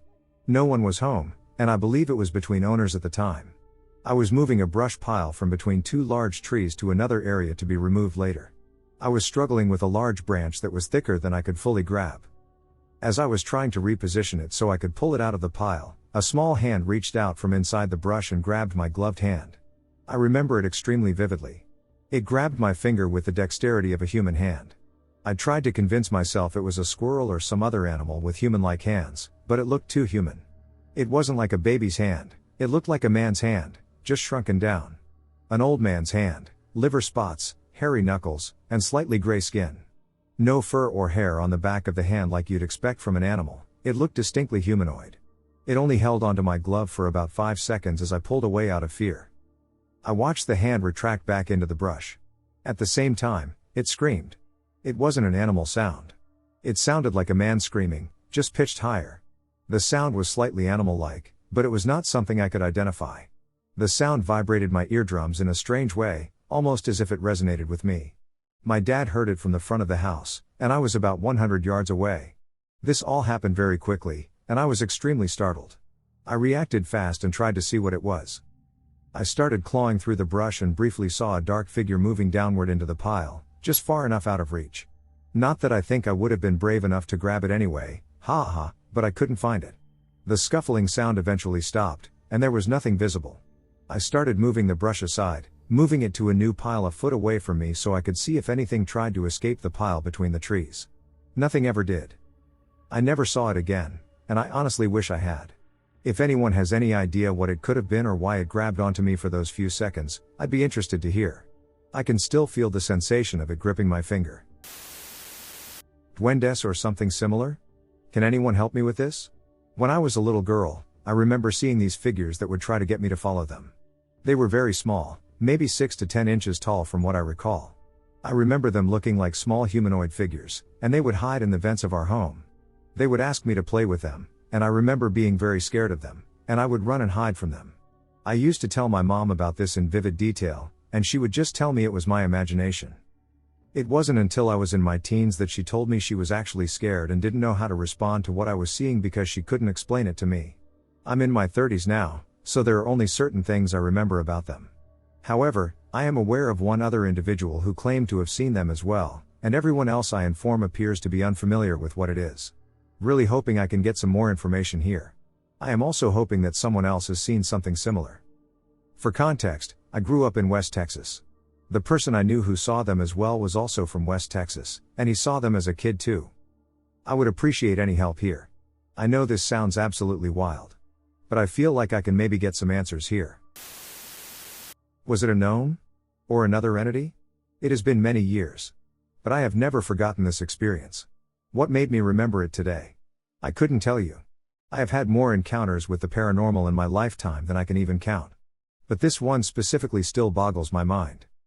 I was about 5 years old, 30 now. The details are still so vivid. I was living in the suburbs of Chicago. A 2-story, mid-econ house with a big, back, privacy fenced-in yard was all it was worth. Nothing fancy. Just comfortable. The ground floor was the garage and basement living room area with a small bathroom. This level was built against a small incline, meaning the front of the house was at ground level. However, the back was about 3 to 4 feet into the incline, Tornado Alley Protection 101. The second floor was living quarters. This meant that the deck out of the kitchen was elevated roughly 5 feet from the ground in the backyard. Stairs running parallel along the back of the porch and lattice surrounding the bottom for winter furniture storage. Seeing as it was summer, all the furniture was actually on the porch. One day, I was playing by myself in the backyard. It was gray with no sunlight to be found, but not anything I would describe as dreary. I do not actually recall if it was supposed to rain. I simply went outside to simply be outside. I hopped on a swing on my swing set. You know, basic 90s 2 swings and a 4 feet slide. Simply swinging, I felt a breeze. But this breeze sent a chill up my spine. I heard the lilac bushes in front of me rustle. The breeze came from behind me, but the bushes went from right to left. I was near the stairs that led to the porch. Somewhere in these couple of seconds, I abruptly stopped my swinging momentum. Remember when you were in grade school on the playground and had your momentum but dug those heels in for that abrupt stop that jarred you in your heels, dragged your toes, and felt it in your calf? Yeah. That. I knew I couldn't scream. I simply got up and went towards the stairs. Maybe 25 feet away, once I was halfway there, I heard this growl.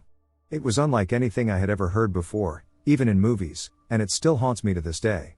I stopped dead in my tracks. Petrified, I knew I couldn't run around either side of my house. Truly, in my gut. The front door was on the opposite side of the house, and I would have had to unlock 2 locks on the privacy fence, no matter which way I went. It was too far for my little legs. To this day, I still have no idea how I could have known that at such a young age. So I ran up the stairs. As I was running up the stairs, I looked under the porch. Since it was made of lattice, there was more than enough visibility to see through it. I will never know why I looked. It was maybe the 3rd stair when I turned. Despite being terrified. Despite feeling this dark energy, as I've come to find out later in life. I stopped. And I turned. No more than 5 feet away from me was a small person. No more than 2.5 feet tall. Male. Wearing black. The best I can describe is tattered clothing. His face was concealed in a small portion. I can't describe all the details, but he was clothed in what I remember to be a shift gown, and there was a headpiece. I keep trying to remember whether it was a wrap or a hat, but I feel that detail is insignificant at this point. Maybe he did have pants. Maybe it was a hat. Maybe he was even wearing shoes. I was too distracted seeing his eyes. Black. Black with a yellow tinge. It was probably all of 3 seconds, but it felt like a lifetime. I don't know how or why, but the next thing I knew, my feet were running up the stairs towards the house.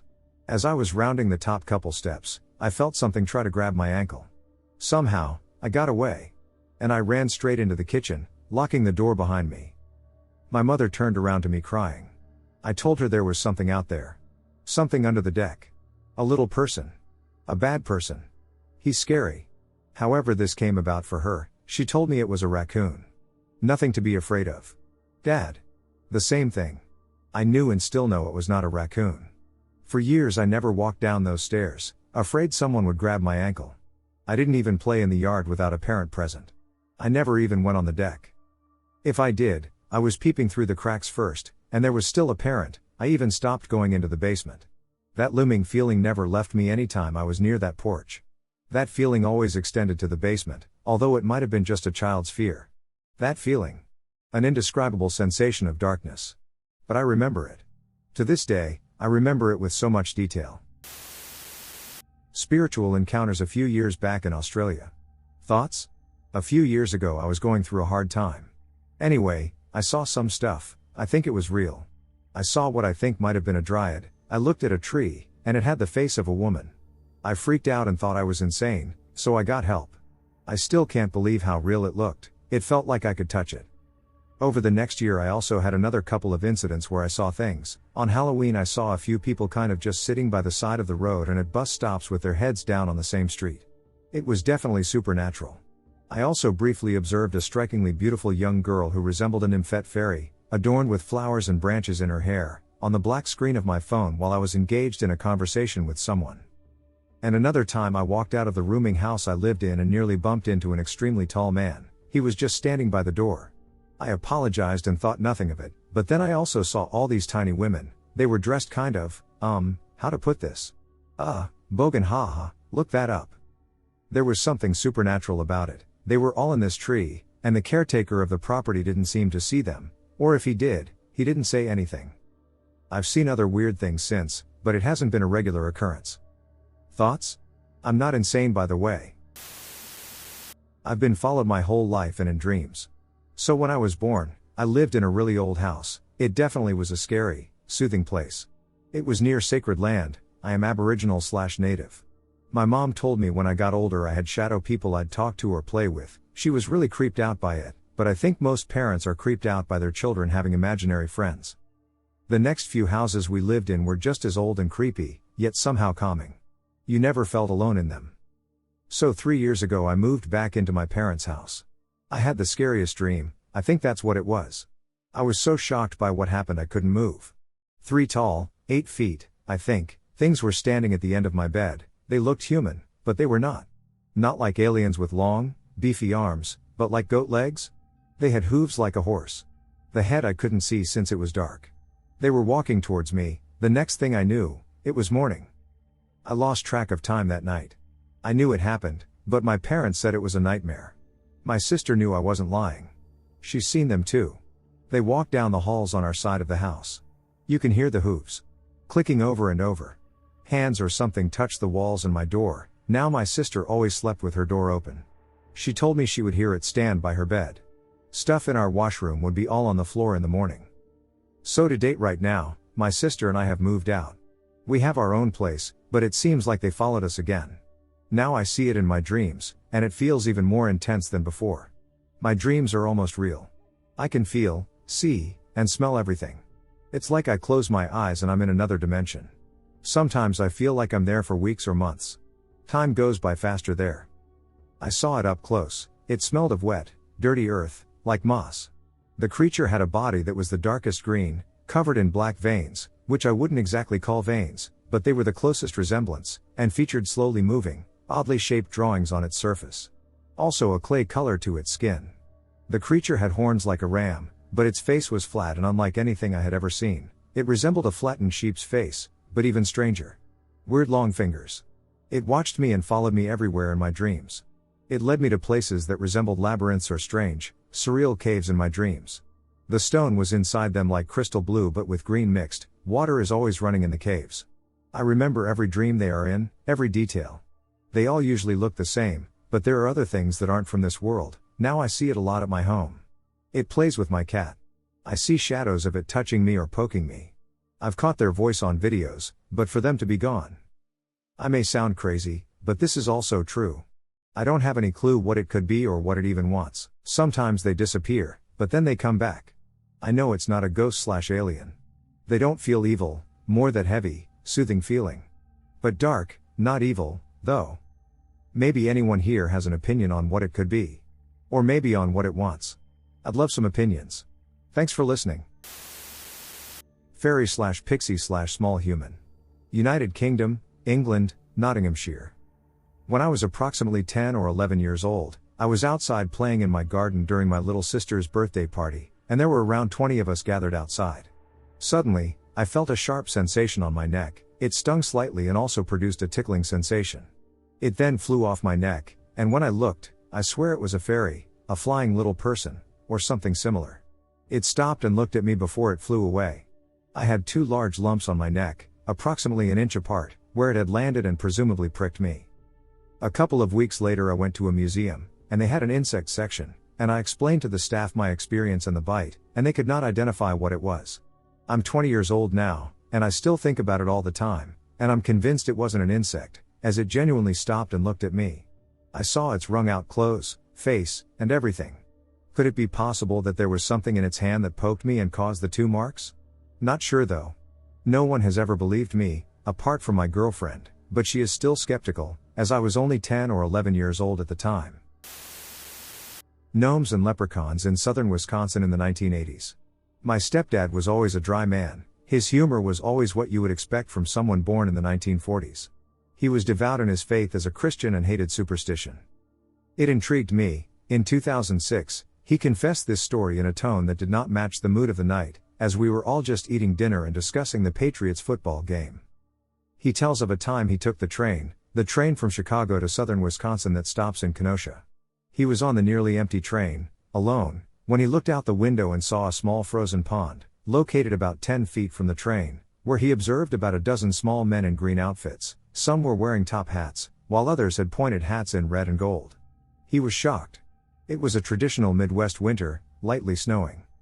He was so shocked he shared the experience with a random woman who was sitting across from him. She noticed it too, and the 2 of them watched in fascination and horror.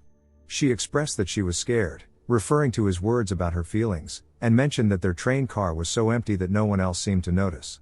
The train began to move. The event occurred right as the train entered Winthrop Harbor. As a teenager, you can imagine my brothers and I asked many questions. My rational mind thought, perhaps it was a scale issue. Maybe it appeared they were short little men, and by short, not a dwarf height of 3 feet but a foot or so. He said it was so close to the train, the pond was frozen and small, and the men were ice skating.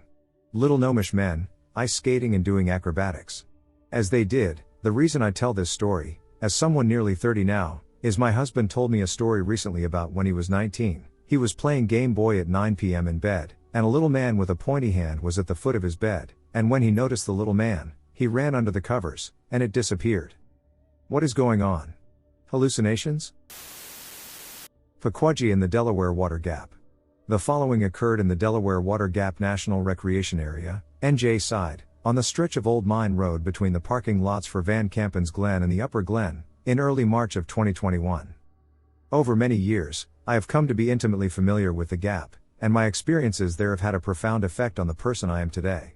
I have had more than a few run-ins with the following: coyotes, bobcats, snapping turtles, families of black bears, owls and raptors, timber rattlers and copperheads, porcupines, foxes, and even a terrifying encounter with a trail crazy through hiker who might have been about to make my friends and me his first kill. I am by no means an expert in biology/zoology, I'm just a rambling country boy who has been up close to a lot of nature for all of my life. There is so little doubt in my mind that the experience that another driver and I had on this particular night was paranormal in nature and not a case of animal misidentification. Now, with that out of the way, this was my first real post-winter hike of the year, and the early spring weather during the day was sunny and fantastic. Around 5:40 p.m. a light rainstorm commenced, and suddenly it was very dark out as I got to my car, parked at the historic Culno Schoolhouse. Just before making a left turn on Old Mine Road, I saw the glow of a truck's headlights to my right. My instinct was to floor it and get in front of them, but I hesitated at the last second in case it was a park ranger making their rounds. For those who have never been down this section of the old mine road, know that the speed limit is listed as 15 miles per hour, but the road is so riddled with potholes that it has been a national embarrassment for decades. Non-locals will drive less than 5 miles per hour the entire way, including up and down the steepest hill in NJ. They ride their brakes the entire way down and grind gears while going 5 miles per hour up the steepest hill. It behooves locals to get in front of tourists whenever possible. As fate would have it, the vehicle that passed me was neither a smoke bomb nor a slowpoke. It was a red, recent model Chevy Silverado with PA plates. I was relieved to see that whoever was behind the wheel of the truck had driven here before, because they navigated the potholes and craters like a pro at a respectable pace. I remained about 2 car lengths behind them and largely followed their lead when it came to navigating the cratered road. After passing the main parking area for Van Campen's Glen, the road ascends slightly up a hill, then quickly levels out. It was at this section that the red Silverado first hit its brakes, not hard, but a firm tap to slow down. The truck continued to slowly roll forward for a few more seconds, only for the brake lights to fully light, and the Chevy came to a complete stop. I was still about a car and a half length away when I came to a halt behind them, wondering if there was an animal or downed tree in the road. On the side of the road we were facing, I could see something moving, swaying erratically and unnaturally in the dim light. At first I thought it was a bush or branch blowing in the wind, but the movement was just so odd and irregular. I could see the silhouette of the driver as he pushed his face closer to the driver's side window. I could now see that this was no bush or tree blowing in the wind, but a large fox standing upright on its hind legs. Wow, that thing must be sick or rabid, I thought. There is a 2 or 3 second pause, then I see a big stick being violently jabbed right into the truck's door, window, and side mirror. My mind couldn't process fast enough. WTF was happening? Like a bat out of hell, the truck threw it into drive and peeled out at full speed. They nearly lost control and started to fishtail at the top of a hill but were just able to keep it on the road. Their taillights vanished around a bend seconds later. I've seen plenty of country boys peel rubber in their trucks, but this looked like something out of a movie or a stunt show. This guy was driving perfectly fine, then instantly peels off and almost crashes. Completely bewildered at what I just witnessed, I hit the high beams. I would describe the motion this thing was making as akin to bouncing on the balls of one's feet while swaying around, reminiscent of the bizarre movement severely mentally ill patients are known to make. It stood about 3.5, maybe 4 feet tall, and it was leaning forward, with its head turned downward. In a burst of a few seconds I first noticed that this freak of a fox had no eyes in its sockets. Nor did it have paws, but small little human hands wrapped in cloth or leather binding. The head jolted upward to reveal an ugly, ancient-looking, human-esque face that was beneath the fox skin it was wearing. It gave me a malicious, shit-eating grin and jolted at my car door with what I'm going to call a staff or rattle. It was about half the length of its body and had 3 orange ornaments on it that resembled bell peppers, maracas, or old-school Christmas lights, sort of positioned like a trident. There might have been white carvings in the body of the staff and things wrapped around it, but all this happened so fast it's hard to really dial in the finer details. Unlike the Silverado, my car was never struck with a rattle. This entity just shook the rattle violently near my window to scare me off and looked like it was muttering and laughing while it was menacing me. As I sped off, I said out loud a few times, "Yes, you actually saw that, yes, that really just happened." Over and over, until the other voice in my mind was telling me it didn't happen. It couldn't happen. It felt as though I were in a dream, and at that moment, the surge of adrenaline was in control. However, I was aware that it was not a dream, and I would not be able to dismiss it as such. I started to repeat out loud what I just experienced to keep it fresh in my mind's eye, trying not to add details or forget others. I felt no fear but actually felt extremely grateful and excited to have just witnessed what I did. Not having damage to my car was just an added bonus. I'm not sure how the driver of the Silverado explained any damage to their insurance provider, besides saying a buck ran into the side of it. The little man's face reminded me of some of the hard-working indigenous people from Meso and South America with whom I have done construction and pool care jobs, people with a lot of Mayan/Amerindian ancestry. If you look at a picture of the actor Fred Ward and imagine him as a 4-foot-tall indigenous trickster dude from Guatemala, Nicaragua, Belize, etc., you might get an idea of what I'm trying to convey: deep-set eyes and a tough, proud face. I am not positive about what the other driver and I encountered, but I believe it was an ancient trickster spirit, a Pequodji. Laugh all you want, but the non-paranormal explanation is far more disturbing to me: a little person dressing up in fox skins at night to scare passers-by with a maraca staff. The Lenni-Lenape nations who inhabited the Delaware Water Gap for thousands of years wouldn't be so quick to chuckle or roll their eyes. I don't feel like we were in immediate danger. As long as we remained in our vehicles. It seemed like its intention was to scare and mess with us, maybe trying to keep outsiders out of the area. I have been trying to find more information on the staff/rattle it had, as I have seen similar depictions in Native American research works in the past. It's similar to many examples of spirit/medicine staffs found online, but I cannot recall it having any feathers on it, only the 3 orange, Christmas tree light-esque bulbs. Thanks for listening. Fairy Man. A girlfriend of mine and a friend of hers were hiking on the Sunshine Coast in BC. They stopped at the top of a hill to take a rest. Her friend touched her on the shoulder and whispered, "Look down there." At the bottom of the hill there was a man walking. He was about 5 feet high, wearing a sky blue robe. I think that his outfit was sky blue as well. He had golden hair, cut in a Prince Valiant kind of style, bangs, mid-length. He looked absolutely real, not hazy or transparent. Just like a real, oddly dressed person. The only thing that didn't make sense, apart from his odd way of dressing, was that he was walking quickly but steadily, even though he was walking through underbrush and over logs, stumps, etc. It was as if he were gliding, but still moving his feet. Heather's friend whispered, "Take a picture." She did. This was in 1995, so no digital cameras. We were so excited, waiting for it. When she got her pictures back, there was no man dressed in blue. Just an odd red flash in the area where he had been. She was really disappointed. He took no notice of Heather or of her friend. They watched him walk until he was out of sight. Even though he was almost their height, they always felt that he was a fairy. Encounter on a fairy hill in Scotland. About 40 years ago, when I was in my early 20s, I was traveling around England and Scotland. I was a very spiritual person, interested in Buddhism, meditation, and the occult. One day, I picked up a book in a used bookstore in England called something like Mystical and Magical Sites in England, Scotland, and Wales. The book mentioned that in a certain town there was a fairy hill, where fairies were said to congregate. It said that if you visit the hill, walk around it 7 times, and say an incantation, you can see the fairies. I followed the directions and went to the location. It was a hill in the middle of the town. The whole area around was flat, and this hill just stuck up in the middle. It was a few stories tall and looked exactly like an overturned rowboat. There was a fence around it, and on the other side of the fence was a graveyard. I climbed over the fence with my heavy backpack and found a path that led up to the top of the hill. Along the way, I saw a decaying sheep's carcass. Since I was in a mystical and supernatural state of mind, I thought that was somehow auspicious. At the top of the hill, there were a lot of graves, and many of them had little sculptures or figurines of angels or female figures wrapped up in cloth on top of them. I put my gear down and set up my tent. Then I took the book and walked around the path on top of the hill 7 times, reciting the incantation. I sat down at the door of my tent and waited. It was already twilight, and the sky was getting gray. I was sitting by the door of my tent, looking out across the cemetery. Suddenly, about 20 to 30 feet, I saw a gravestone with a little figurine on top of it. The figurine started to move, twisting and turning like it wanted to pull itself off the gravestone.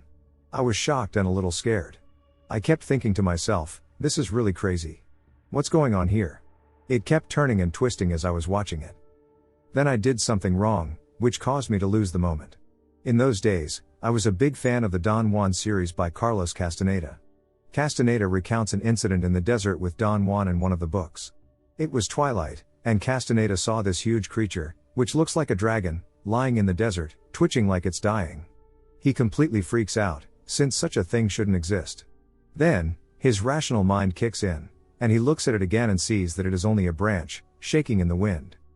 Don Juan admonishes him and says that it really was a creature and that at twilight, there is an opening between the worlds, which allows supernatural things to come in. But to see them, you have to relinquish your rational mind. Once you apply the rational mind, you destroy the energy of the supernatural. Had Castaneda not done that, he would have indeed encountered something amazing. So, I'm sitting and looking at the moving gravestone, and I say to myself, this can't be happening. It can't be that the figurine of marble is moving. Then, I refocused my gaze and saw that it was an optical illusion. It's hard to describe what I saw without drawing a picture. But, in reality, I wasn't looking at anything but was seeing the empty space and the gray sky between 2 trees. The straight and closely positioned trunks of the trees created the illusion of a gravestone with its sharp edges, while the rustling leaves formed the appearance of a figurine moving in the space between them. I felt disappointed but also stupid as I recalled the Castaneda story immediately. I believe to this day that something really was there, and it really was supernatural. I made a mistake by rationalizing it. Who knows what would have happened if I hadn't done so? I should mention, though, that before I went to bed, I put a piece of bread and a piece of cheese on a plate outside the tent, as the book said that fairies like dairy products. In the morning, the bread was still there, but the cheese was gone. I ate the bread, thinking it was a gift left over for me from the fairies, but who knows? I am a teacher and have told this story many times to my students over the years. I've got one. When I was about 16, I was walking home from a friend's house. I wasn't far from home, and it was dusk. The streetlights were on, and as I looked up, standing under the light was a being that I now say resembled an imp. At first I thought it was my friend's sister, who is much younger and very chunky. I yelled out to it, saying the girls' names. She was always running away. I was already close, and I realized it was wearing a brown, sack-like garment.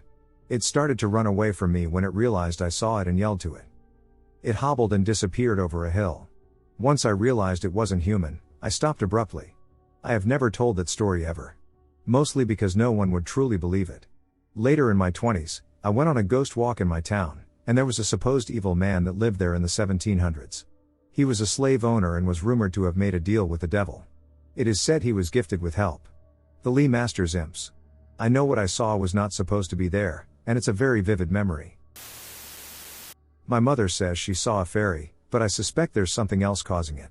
My mother is undoubtedly the most straightforward person I, or anyone else who knows her, have ever met. I know everyone says that in these sorts, but she would not under any circumstances make this up. I would bet my life on the fact that she genuinely experienced something. She told me this when I was roughly 24 to 25 and has never mentioned it before or since that day, to me or possibly to anyone else. She said that when she was about 10 to 12 years old, she saw a blue fairy, not unlike the one from Sleeping Beauty. The entity would just appear suddenly in the doorway of the room my mom was in and then just kind of hang there until someone noticed her. She looked just like a stubby little lady, complete with nice dark hair, a little blue dress, and pretty, somewhat translucent wings. Mom also said that this particular being was probably a little bit under 2 feet tall. These beings were not the tiny, delicate creatures that one typically imagines when thinking of fairies. She said that it was actually pretty scary. She never spoke or attempted to communicate in any way with my mom. Instead, she apparently would just hover and stare. Mom remembered feeling like she would rather not look at her and trying to avoid looking directly at the fairy in hopes that she would go away. She saw the thing a handful of times throughout her childhood/young adulthood while still living in my grandmother's house, where I grew up as well, and has never had any other potential encounters with anything odd after leaving that house. I definitely didn't see any fairies growing up there, but I did have several very bizarre experiences. I don't really even know how to describe what I actually experienced, or how to define it. I can remember at least 3 separate occasions when this happened, although there may have been more. I was going about my day when a heavy, distressing presence suddenly surrounded me. It instantly overwhelmed me and flooded all of my senses with despair and fear. I felt completely immobilized and unable to run. The presence was somehow able to upload thoughts and images to me telepathically and show me horrific things in my mind. The next part is honestly pretty blurry, but after realizing that everything felt all wrong, I was suddenly elsewhere. I found myself in the shower at my house and was just doing normal shower type stuff despite having been sitting in my basement playroom freaking out no more than 5 seconds prior. I carried on with showering like normal but was almost nauseous from feeling such an intense sense of unexplained dread. It felt as if something was watching me, and soon I got the sense that the culprit was behind me. As crazy as this sounds, there was a huge disembodied face just coming through the inner shower wall, almost like he was peeking at me through the wall. Worst of all, he resembled those novelty Groucho Marx glasses that feature a strange nose and mustache, which people wear for inexplicable reasons. He had a weird pointy nose, black eyes with huge white irises, a super ducking creepy mustache, and weird coily black hair. He was maybe not quite as big as the front side of a washing machine, and when I turned around and saw him, we were at eye level with one another. I felt very, very afraid and violated. He continued to ogle me in the same vulgar, gleeful manner for just another minute, and then he disappeared.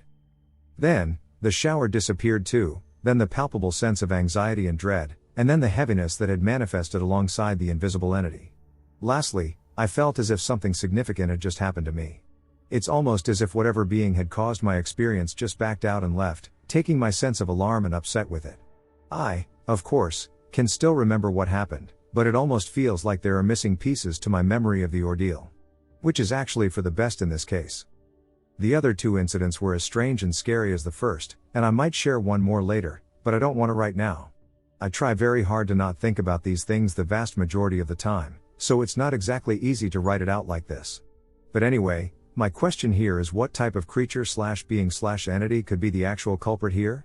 Is there something that could cause both my mother and me to have such intense yet vastly different experiences? I have never seen them, but have had friends share their experiences with me. A guy I worked with told me when he was 8, he was at a friend's house, and they warned him about duendes. He thought they were just teasing him, but he woke up and saw a few people about 8 inches tall staring at him. He turned the light on, and they all ran into the walls. I met a guy from Guatemala and asked him if he ever saw one. He said he was 15 and saw a completely black silhouette of a gnome walking across the desert wearing a sombrero. He was terrified of it, but once he said, "But he was wearing a giant sombrero." He started laughing so hard he almost cried. He was like 70. I worked at a mall once, and the security guard told me how he was watching a bunch of duende videos with his friends, and they were all creeped out. He heard a noise from his kitchen window. He looked and saw a little old man with white hair and a baby face, wearing rags, who was laughing at them. He ran to the window, and the duende jumped down to the bottom floor and ran off. He was terrified for a week. I tried to get my family on board with the magic of the world, and my sister started to believe. She asked some of her coworkers from Mexico if they ever heard of duendes. They got really serious with her and told her not to say the word. That it brings them into existence. One guy claimed that they kidnapped his brother, took him to a forest, strapped him to a metal table, and force-fed him horse dung.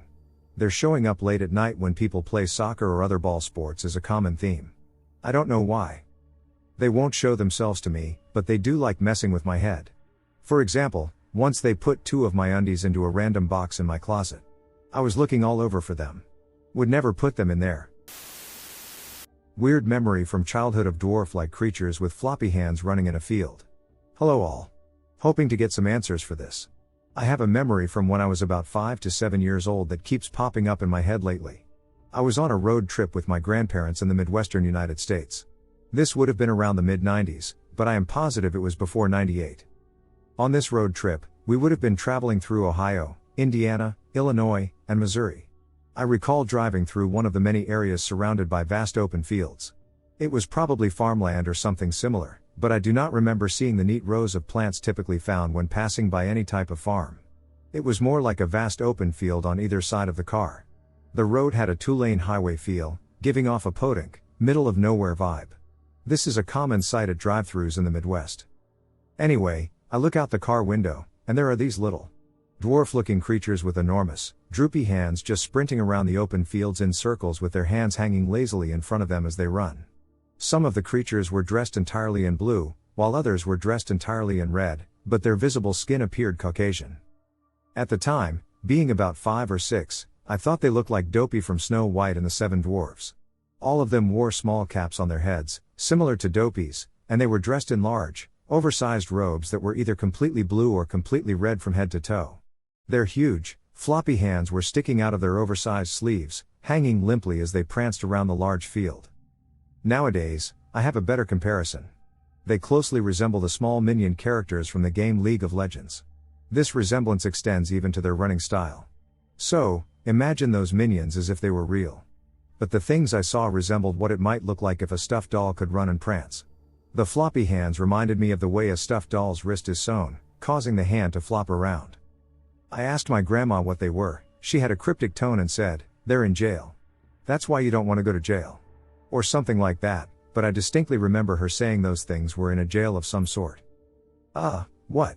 Later on, when we got to our destination, I asked my grandma what she meant, and she couldn't remember what I was talking about. She chalked it up to me being asleep and dreaming, but I could have sworn that I was awake during that time and honestly couldn't remember sleeping at all during that particular trip. And neither could my grandma, but she claims it must have been a dream. I was convinced otherwise. I don't remember the proof I had, but I do remember thinking, I must have been awake because. Though I can't recall why, I'm thinking I had brought up a conversation that happened just moments before the incident, and my grandma could recall that. Her demeanor was weird too. She immediately said, "Oh, that was a dream," as if it were a fact. "You were dreaming." She did not say, "You must have been dreaming or something." Instead, She stated it as if it were a fact. Knowing my grandma, either response could have been just as genuine, but her quickness to dismiss and her demeanor seemed like she knew exactly what I was talking about and wanted to squash any further questions. Has anyone heard of / seen things like I've described? If so, does anyone have any idea what I could have witnessed? It could have been a dream, but I'm almost fully convinced it wasn't. Any helpful tidbits are appreciated. Thank you. I had the overwhelming urge to follow it. Okay, so this just happened. I go to the gym in a kind of redone manor-looking house in the English countryside. It's basically a leisure center, but it has a gym in it. Because the site is quite old, there is a Celtic mound-like structure just outside of it. After leaving the gym this morning, about 20 minutes ago, I was walking up the path towards the car park when I suddenly heard fairground-style music coming from the open area of the grounds next to the Celtic mound. The phrase "I had the overwhelming urge to follow it" suddenly popped into my head. This might be because I've been studying paranormal stuff, specifically reports in which siren-like hypnotism lures people away, but it was quite bizarre how quickly the thought came into my head. I just stood there, seeking a possible source of the music and failing to find any. I remember considering walking across the grounds to try and find the source, but I unconsciously stopped myself. Other people were walking around the area where the music was coming from, but they didn't seem to react. A gust of wind blew into my face. My dad, with whom I had been doing the gym, shouted out to me as he walked up the path behind me. He was quite a way back, and so he had just come out of the gym and had seen me standing in the middle of the path. The music stopped, and I turned around, confused. I told him about it, and he said that he couldn't hear it, and I clarified that it had obviously stopped. As we were walking back to the car, I briefly heard it again on the wind and tried to get my dad's attention. He stopped, but so did the music. He started to mock me. Later on in the car journey back to the house, I briefly mentioned it again, and he mentioned that there was apparently a fairground nearby, but I'm skeptical. The music wasn't exactly like that of a fairground, more like a kind of twinkling sound with a rhythm. I can't remember exactly how it went now, the memory's fading like a dream. Also, I don't get why the music from a fairground would be so faint and would stop whenever I tried to get someone else to listen to it. It was really quite bizarre. Is this truly something unusual? Could the music have been coming from a nearby fairground? Bear in mind that we're in a tiny little English village, and I've seen no signs for fairgrounds or anything. If there were a nearby fairground, I think that there would have been kids and other people amassing around it. I'm confused, what just happened? Attempted abduction by gnomes. I am now in my late 60s. The experience I'll briefly relate here took place on the southern Gold Coast, Queensland, in 1984. Our house was less than 10 years old, as were all the others in the area. At the time the event took place, I was divorced and lived in the house with my 2 young children. I'm neither a drinker of alcohol nor a user of drugs, they've never been part of my life. I had no interest in fairies, goblins, gnomes, elves, or the like, nor had I been reading about them or watching anything about them on TV, etc. If asked if I believed in little people, I would unhesitatingly have replied no. In 1984 I attended a seminar in New Zealand along with several dozen other Aussies. I'd recently developed a fear of plane travel, although previously I'd enjoyed it. A local chemist, whom I knew, had given me 3 or 4 tablets to take an hour before departure to settle my nerves. I took one prior to our departure from NZ. Consequently, I slept from NZ to Sydney, where we changed planes. I slept from Sydney to Brisbane and slept through the drive from Brisbane to the Gold Coast. The driver, a colleague, carried my suitcase into my home. He conducted a cursory check of the premises before departing. My children were in the care of a neighbor. I was to collect my children the following morning. It was very rare to have a night to myself. Being well rested and relaxed, I was looking forward to spending a few hours reading or watching TV. First, I made a cup of tea. The television was on. The front main door was open, but the security screen was locked at the catch. As I sipped the tea, I decided I might as well unpack. I carried an armload of clothes to my bedroom and hung them in the wardrobe. I noticed the light in the room seemed unusually bright. Something was strange about the atmosphere. I had no time to analyze it before I was overcome with exhaustion so intense that I only had time to stagger backward to the bed. I lay face up on the bed. I was concerned my shoes might make a mark on the bedspread. I looked down to make sure only the heels of my shoes were resting on the bedspread. And that was that. I must have lost consciousness. The next thing I knew, I could hear the sound of several voices. They were argumentative voices and seemed to be telling each other to hurry, hurry. I managed to lift my head and look down to the source of the voices. There were several small people. They were trying to pull me from the bed, feet first, and into the wardrobe. The wardrobe was only half a meter, approximately, from the foot of the bed. I saw that the left-hand side of the wardrobe was open. The wardrobe had 2 sliding doors. I'd hung the clothes on the right-hand side, which had required that both wardrobe doors be pushed to the left. And now the little people were trying to pull me into the left-hand side, which would have required someone to push both doors to the left. I should explain here that during the event, I must have been operating similarly to a video camera in that I saw and heard only. And what I saw/heard must have been committed to memory. At the time, however, I did not experience normal thought processes. So what I remembered afterwards, and now, is the product of my mental video camera. At the time, it did not dawn on me that the doors had been moved. I simply saw several small people trying to pull me from the bed and into the open half of the wardrobe. I experienced no shock or alarm. Instead, I told myself I had lots of time to continue sleeping because I was far too big and heavy for them to move very far. Now, I'm of the opinion those thoughts were not my own but were in some way suggested to me. Whatever the case, I must have lost consciousness again, because the next thing I can remember is waking up to find several people crowded around me. They didn't speak as far as I know. I was now lying with my head at the foot of the bed, so my feet must have been at the head of the bed. Again, I was similar to a video camera. I have a very clear memory of how the people appeared. There were males and females. I can't remember how many, but at least 6, possibly more. One, a male, was larger than the others and appeared to be their leader. He was closest to me. At first he stared into my eyes with both of his eyes. Then there was a blank, and his position had changed, and he was looking at me with only one of his eyes. Something happened there, but I can't remember. I suspect he was imparting something to me. The creatures appeared as the typical gnomes or peasants from storybooks. Based on the height of the bed, their height was perhaps 2 to 2.5 feet tall. They were overdressed. Their clothing was suited to a much colder climate. I can remember it in considerable detail, possibly because in those days I did a lot of home sewing. They were Caucasian. Their skin looked weathered, as if they worked outdoors a lot. Their skin had a muddy cast. They had strong facial bones, wide cheekbones, wide jaws, strong chins, and noses. Their eyes and mouths were long horizontally but vertically narrow and seemed recessed between the strong facial bones. The best way to describe their faces is squashed, as if a heavy weight had been placed on the tops of their heads, squashing them downward. Their bodies were stout and robust, with deep chests, broad waists, and strong shoulders. I couldn't see the bottom half too well. She later advised me that the men had no beards or other facial hair, and the women wore scarves wrapped under their chins. I must have lost consciousness again because when I saw them next, I was still in the same position, head at the foot of the bed near the wardrobe, but they were now in the center of the room, looking at me. I looked back at them. Still felt no fear or alarm. I just looked at them, and they looked at me. I had no thought processes at that time. There seemed to be more of them than before. Amongst them were a couple of younger males who seemed a bit nervous or unsure. The other men were impassive. The women, however, seemed to enjoy my predicament. Based on my mental video recording, I later regarded them as overworked, joyless, and not overly intelligent. It seemed I was simply a job to them. They seemed a bit nervous. Next I was aware of were the voices again, as before, querulous, talking over the top of each other and urging each other to hurry, hurry. I raised my head and, to my alarm, saw that they'd almost succeeded in pulling my legs from the bed. My body was now right side up on the bed again, with my head at the head of the bed and my feet near the wardrobe. When I saw they'd almost pulled all of my legs from the bed, a surge of adrenaline shot through me, and I grasped that it wouldn't be much longer before gravity did the rest of the job for them.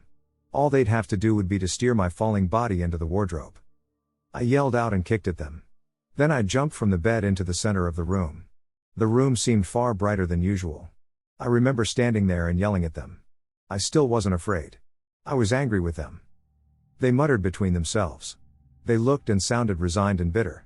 Then they filed into the open half of the wardrobe. They seemed to go in then down, as if filing down a ramp inside the wardrobe. I stood there watching them for probably a few seconds. Then, still with the light seeming far brighter than usual, I turned toward the door and left the room. It was only a small house. The hallway was only 3 or 4 meters long. I left the room and went through the hallway toward the living room. And that's when I became completely consumed with terror. Nothing happened between yelling at the creatures and making it toward the living room, but in those few seconds I was overtaken by sheer terror, which seemed to escalate with every instant. I've never known fear like it, yet there was no real reason for it. I suspect now that when the creatures departed, they removed whatever calming influence they'd subjected me to during the ordeal itself. After phoning the colleague who'd dropped me off earlier that evening, I stumbled out of the house and into the middle of the road. I was desperate to be with someone and was moaning in the hope someone would come out and rescue me. I was completely without shame and must have been reduced to the level of a small child. But I must stress that I wasn't afraid, consciously at least, that the little creatures would return to attack me. There wasn't a real focus for the terror, it just was. The terror was feeding more terror. Not long afterwards, my colleague returned and drove me to his house. He didn't speak to me. I didn't care, I was just glad to be with someone and to be getting away from my house. When we arrived at his place, I got into bed, but I couldn't get warm. He put a pile of blankets on top of me, but I was still freezing. I realized now I was in shock. I wouldn't let him leave the room or turn off the lights. I must have fallen asleep. When I awakened, he wasn't there. The next morning, he wouldn't discuss any of it. I was anxious. He thought I'd gone insane and tried to explain what had happened. He didn't want to talk about it but did say he'd never seen anyone so terrified as I was when he saw me on the road. We never discussed it again, despite the fact that we married the following year. When I asked him how long had elapsed between when he dropped me off, after our return from New Zealand, and receiving my phone call asking him to come and get me, it seemed the entire experience of the little people had been no more than perhaps 15 minutes, possibly less. I just recalled a weird fact of my childhood. So I used to have a lot of imaginary friends in my early childhood. This is mainly due to my autism and early signs of slight anxiety tied with the already existing struggle of being an autistic kid in the early 2000s. I loved my imaginary friends and to this day can easily describe and name all of them from when I was 5 to when I turned 9. I know me being 9 is apparently too old for imaginary friends, but that's just what happened. Some disappeared as I aged, but one in particular remained by me for all my years. I recall naming them Bambi because this particular friend appeared significantly different from the others, while most of my imaginary friends resembled typical children, with a few being unusual creatures or human-like figures adorned with wings or witch hats who accompanied me on various adventures. Bambi possessed antlers. A human-looking person with ducking antlers. Now, I rarely see Bambi, despite them always being beside me since childhood. Whenever I played or talked with Bambi, it was often during sunset or in the dark, and we usually communicated through my bedroom window or while playing in the gardens that faced my bedroom as I was growing up. However, the few times I have seen Bambi were during large group playdates, or when I spotted them outside my window in the dark. The weirdest part is Bambi aged with me. My other imaginary friends were either older than me or weren't shown any form of age, but Bambi aged the same time I did. When I was 6, Bambi was 6, when I was 8, so was Bambi. You get the picture. But alongside Bambi aging, I recall they never seemed to have a gender. Now I can easily pass this now as an adult in my 20s, maybe this was my brain trying to make sense of some early forms of gender dysphoria that hadn't been discovered yet, but it's still weird to think back on it. The first time I met Bambi was a day I honestly can't recall. My childhood wasn't great, so I sadly suffer with some blocked off memories or fuzzy memories that get clearer with how people explain it. But what I do remember is I somehow ended up in my grandparents' backyard playing with the ants pretty far from the house, as if it wasn't obvious I was a pretty weird kid already, when suddenly I looked up and saw them just standing by one of the trees in broad daylight. My grandparents' old house was a very typical suburban house with a backyard pool, but also was set up in the part of the backyard I was in with a long dirt hill that went down to the other suburbs that, honestly, were nicer than I'd ever seen, in a small forest that didn't hold caves or forest creatures as I like to think back then, but more so led to the fence that blocks you from the highway. So Bambi was standing by the trees of this small forest and was just staring at me. I wasn't scared of them. In fact, I was very excited to see them. Now here's why I kind of want advice. Was Bambi really a product of my imagination at the time, or was Bambi something more? There were several things they said and did that, upon reflection, caused me to shiver. For example, one summer afternoon, my mom bought me a bacon sandwich from the local grocery store, and I was eating it in my garden with Bambi. Looking back, it was probably amusing for my mom to see me toss half a sandwich into the bushes when Bambi started talking about how good real pork tastes and suggested that I should try their pork one day. Another aspect that, as a child, I never considered but now find somewhat unsettling is how, occasionally during our late-night games or conversations, Bambi would randomly urge me to sneak out of the fence. At times, they would even offer to introduce me to their family, and each time I would decline, only for the request to be repeated the next time. Although I loved and deeply cared for Bambi, I never saw them again after I turned 10, when we moved to a new house to make room for my little sister, and I outgrew my other imaginary friends. I think there are fairies or something in my house. And I think that I might have bought protection from them. Okay, I have to admit, I've never been a believer of paranormal stuff, and I really don't have any knowledge about it. But I wanted to share my experience. Boring background that is probably not relevant at all, but whatever. When I was 5, we moved into a house that was basically half old, half new. One half of our house is over 100 years old and used to be a farmer's house, I think. The town was established after the house was built. About 30 years ago, when the suburb was being developed, the builders decided not to tear down the old half of the house because it was in good shape. Instead, they removed one side and added onto it, resulting in the old house with a new section attached to its side. Anyways, the house is old, the land is old, and there's history here. I'm the only person with a bedroom in the old half of the house. All the other bedrooms are in the new half. The very first night we were all sleeping in the new house, I woke up in the middle of the night. This was odd, since I've always been a ridiculously heavy sleeper, even when I was little. But I just woke up, and it was like someone had just put knowledge into my head. I knew that there was something I had to do, that it was on me. I grabbed my Nani, stuffed animal I loved very much, more than anything else in the world, and climbed out of bed. I went downstairs, then into the basement. As I came down the steps of the basement, I saw several small balls of bright blue light that were moving around. There were about 7 to 10 of them, each about half the size of a soccer ball and about a foot off the floor. They were floating in the air, but their movement was not light or easy. It felt like people standing at a meeting, maybe shifting around a bit or moving to get to their spot, but it all felt very purposeful. I felt their attention on me, that they were watching me to see what I would do. They arranged themselves into a rough half circle, leaving me access to the middle. I knew that they wanted some kind of sacrifice. Not sacrifice, really. I don't know what word to use. Payment? Token? Offering? Gift? It felt as though they expected me to give them something solely based on their status and importance. It was similar to how a king expects an emissary to bring a gift. They wanted something valuable and important to me. So I gave Nani one last hug and kiss and carefully set her down in the middle of the half circle, which was about the middle of the room. As soon as I did that, it felt settled, like a contract had been signed. So I went up to my room and went to sleep. The next morning, before my parents woke up, I went downstairs to see what had happened, and Nani was gone. I have to explain something really quick. Throughout the experience, I didn't feel scared, or happy, or sad, or anything but sort of matter of fact. I believe I purchased some form of protection for our home. It felt very businesslike. I think I bought protection or something for our house. Since we moved here, there have been instances when, due to the weather, we should have experienced flooding, power outages, or water issues. But we've always been fine. This is especially odd because according to the guy who inspected our house a couple years ago, my parents were thinking about selling. The builder for the new side did a shitty job with subpar materials, and by all rights that side should be basically falling apart. But it's totally fine. Additionally, we've never had serious illness or injury in the house or on the property, despite 4 klutzes living here, no mishaps with fire or nails or such, nothing falling over and breaking, and no animal attacks or bites, despite several mean dogs belonging to guests. I don't know if I'm just crazy and we're lucky, I don't know if maybe it was all just a weird kid's dream, I don't know if this is just ridiculous. But that's what I experienced, and that's all I know. It felt very real to me. I would love to get any theories or information about the blue lights, I would really appreciate it. I will try to answer any questions you have. Thank you. Personal Fae encounter. I've always been a pretty firm believer in the paranormal and the unseen since I was a kid. I attribute my belief to the unique experiences I've had with ghosts and fae, which are influenced by voodoo, hoodoo, and other magical practices in my family. However, I wanted to share this particular story that happened to me just the other night. I was up rather late last night messaging a friend and one of my sisters.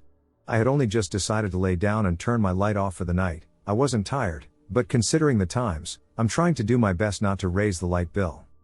When I lay down, I had my back facing my door while I typed away on my horizontally placed laptop. Perfect for lazy people like me who want to lie down but don't want to stop pecking away at their digital devices late into the night, lol.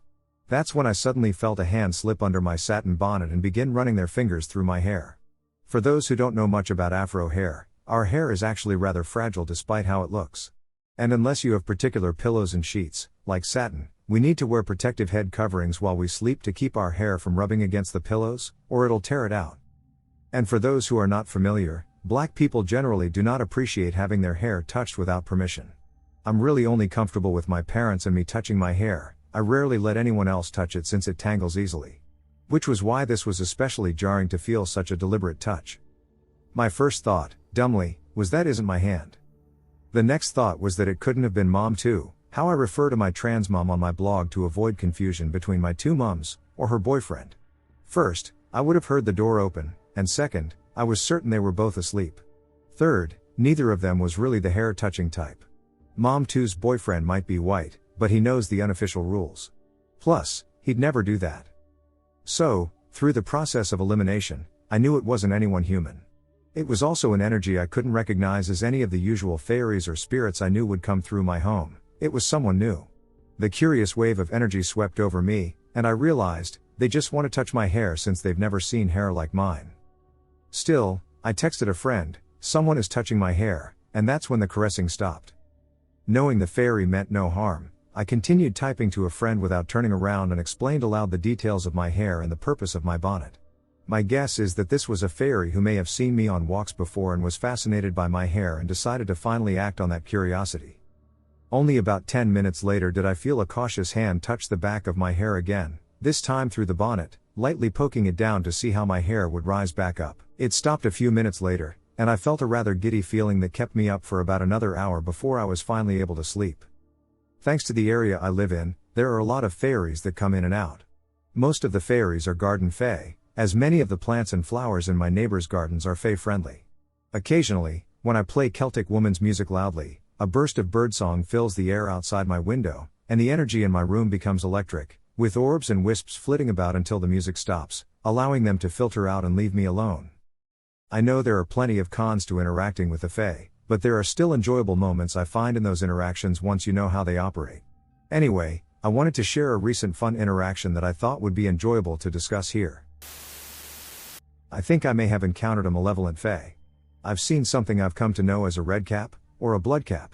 It's supposedly a kind of pagan fairy/spirit/Loa/demon. When I first saw it I thought it was a person, and then when I realized something was off about it I thought it was a ghost. I'll tell you about it first and then explain how I became aware of and know more about it.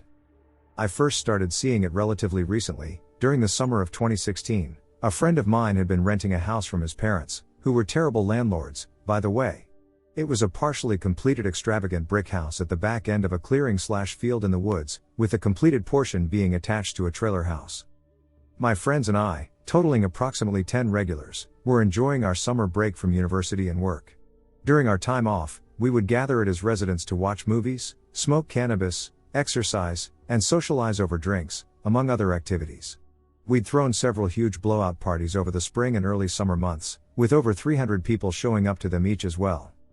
At one of these parties, a huge brawl broke out over a drunken disagreement, fueled by the presence of students from rival towns and some rednecks from Kellyville who had fired off guns. In the panic after the gunshots, one dipshit ran over the waterline with his vehicle and broke it pretty badly, so we had to bring water jugs and make do as a group until the water got repaired, which took a while because college kids are broke. So we'd have to go outside to the wood's edge to take a piss. While out there I saw it. It would be dressed differently from time to time, but it was always one of two outfits. It would either be dressed in dirty overalls, either barefoot or with boots, with a dirty shirt underneath, and it would either be bald or wearing a straw hat, or it would be in a really old black tuxedo with a terrible black toupee on. It looked like a white man with a huge nose and large eyes. It would stand in the field, staring at the house, and if you looked away and then looked back, it would be in a different spot in the field, still staring at the house but slightly closer. Never at you, though. It never felt strange or weird, though. It was like being at someone's house and seeing a person who lives there on the property. It was like it just belonged, and it always showed itself sometime in between sunset and sunrise during the twilight hours or late at night. I didn't mention seeing it first. It was actually a girl who hung out with the group that came inside and asked about the man in the field. At that point, I got excited because someone else had seen it too and asked if it was wearing what I had described to you earlier, at which point the friend who owned the house yelled, "Yes, you've both seen it too?" Over the next couple months, 7 more people saw it, without any of us telling them about it first. We were high on marijuana or drunk when we'd see him usually. Not that marijuana or alcohol causes hallucinations like that, but they could lower our inhibitions enough to make us perceive something. Over these same months, people at the house would say they felt like they were being watched from corners and doorways, and several things would move around the house when no one was there, like a set of praying hands above the fireplace mantel being found on the kitchen stove with the palms facing away from you. Multiple people remembered things that didn't happen, like shelves that were bolted into the wall falling down, and the cabinets in the kitchen would open on their own. There was also a Walmart bag filled with other Walmart bags hanging on a hook that was moved aggressively, like someone had slapped it when several of us were in the kitchen and no one had touched it. Anyways, when he finally got fed up with what terrible landlords his parents were, $900+ a month rent per person, no matter if it was just him or however many roommates he brought in, and they didn't take care of the house at all, he decided to move out, and I said I'd help. Now keep in mind this night we were 100% sober. We were gathering his stuff to help him get moved into a different place and had almost everything gathered except this lotto ticket he'd won some money on. Again, college kids, anything helps. So the two of us were up there alone, tearing the house apart looking for this lotto ticket. It had just been on the bar counter, and it had disappeared. During the search I looked in a nearby room, and as soon as I walked in I saw it, standing right outside the window, looking into the house. I didn't move, I didn't blink, and I didn't take my eyes off it. After a moment, I called for my friend to come and pointed at the window when he walked in, and he saw it too. We kept our eyes on it while talking over how to react and decided to just find the ticket and leave since it had never been aggressive and we were going to be coming back anyway. We went back into the main area and continued our search, eventually getting tired of looking. I stopped and leaned over the bar while looking at my phone when I got a weird feeling coming from the doorway of his parents' old bedroom across the living room. As I turned, my friend walked into the room and stopped and looked into the room simultaneously. We both felt it. And standing in the room, behind the TV and the TV stand, was it. A couple of feet taller than it had appeared before, the figure stood behind the TV and the TV stand, dressed in that tuxedo and toupee, with its big jet black eyes looking right at us. For the first time, it felt aggressive and as if it didn't belong. After a few moments of us staring back at it in silence, my friend ran over and shut the door, then said we were leaving.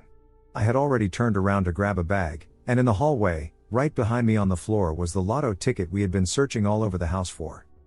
I grabbed it, and on the way out, I looked up at the fireplace mantle, and the praying hands had been turned, with their palms facing out toward us. We haven't been back to the house since. A few months later we were hanging out at our dealer's house. He's an old school hippie, and he's deep into pagan beliefs. We were talking about ghost stories over a bowl of weed with him and another guy who hung out there regularly and also practiced the same pagan beliefs. After describing it to them, they looked at each other and told us it was a blood cap. They told us it was a demon that claims land and then drains the energy off of it, that they get their names from the practice of dyeing the wigs/toupees they wear with human blood, and that ours was probably a young one if its hair was black. Then the dealer, sensing our skepticism, told us to hold on a minute, and he left the room. Then he brought back a book full of descriptions and artist renderings of spirits, lows, demons, fairies, and monsters from pagan beliefs. And he showed us an artist rendering that looked just like what we'd seen, right down to the big nose and the huge eyes. I'm making this on behalf of my friend so that he can get some feedback.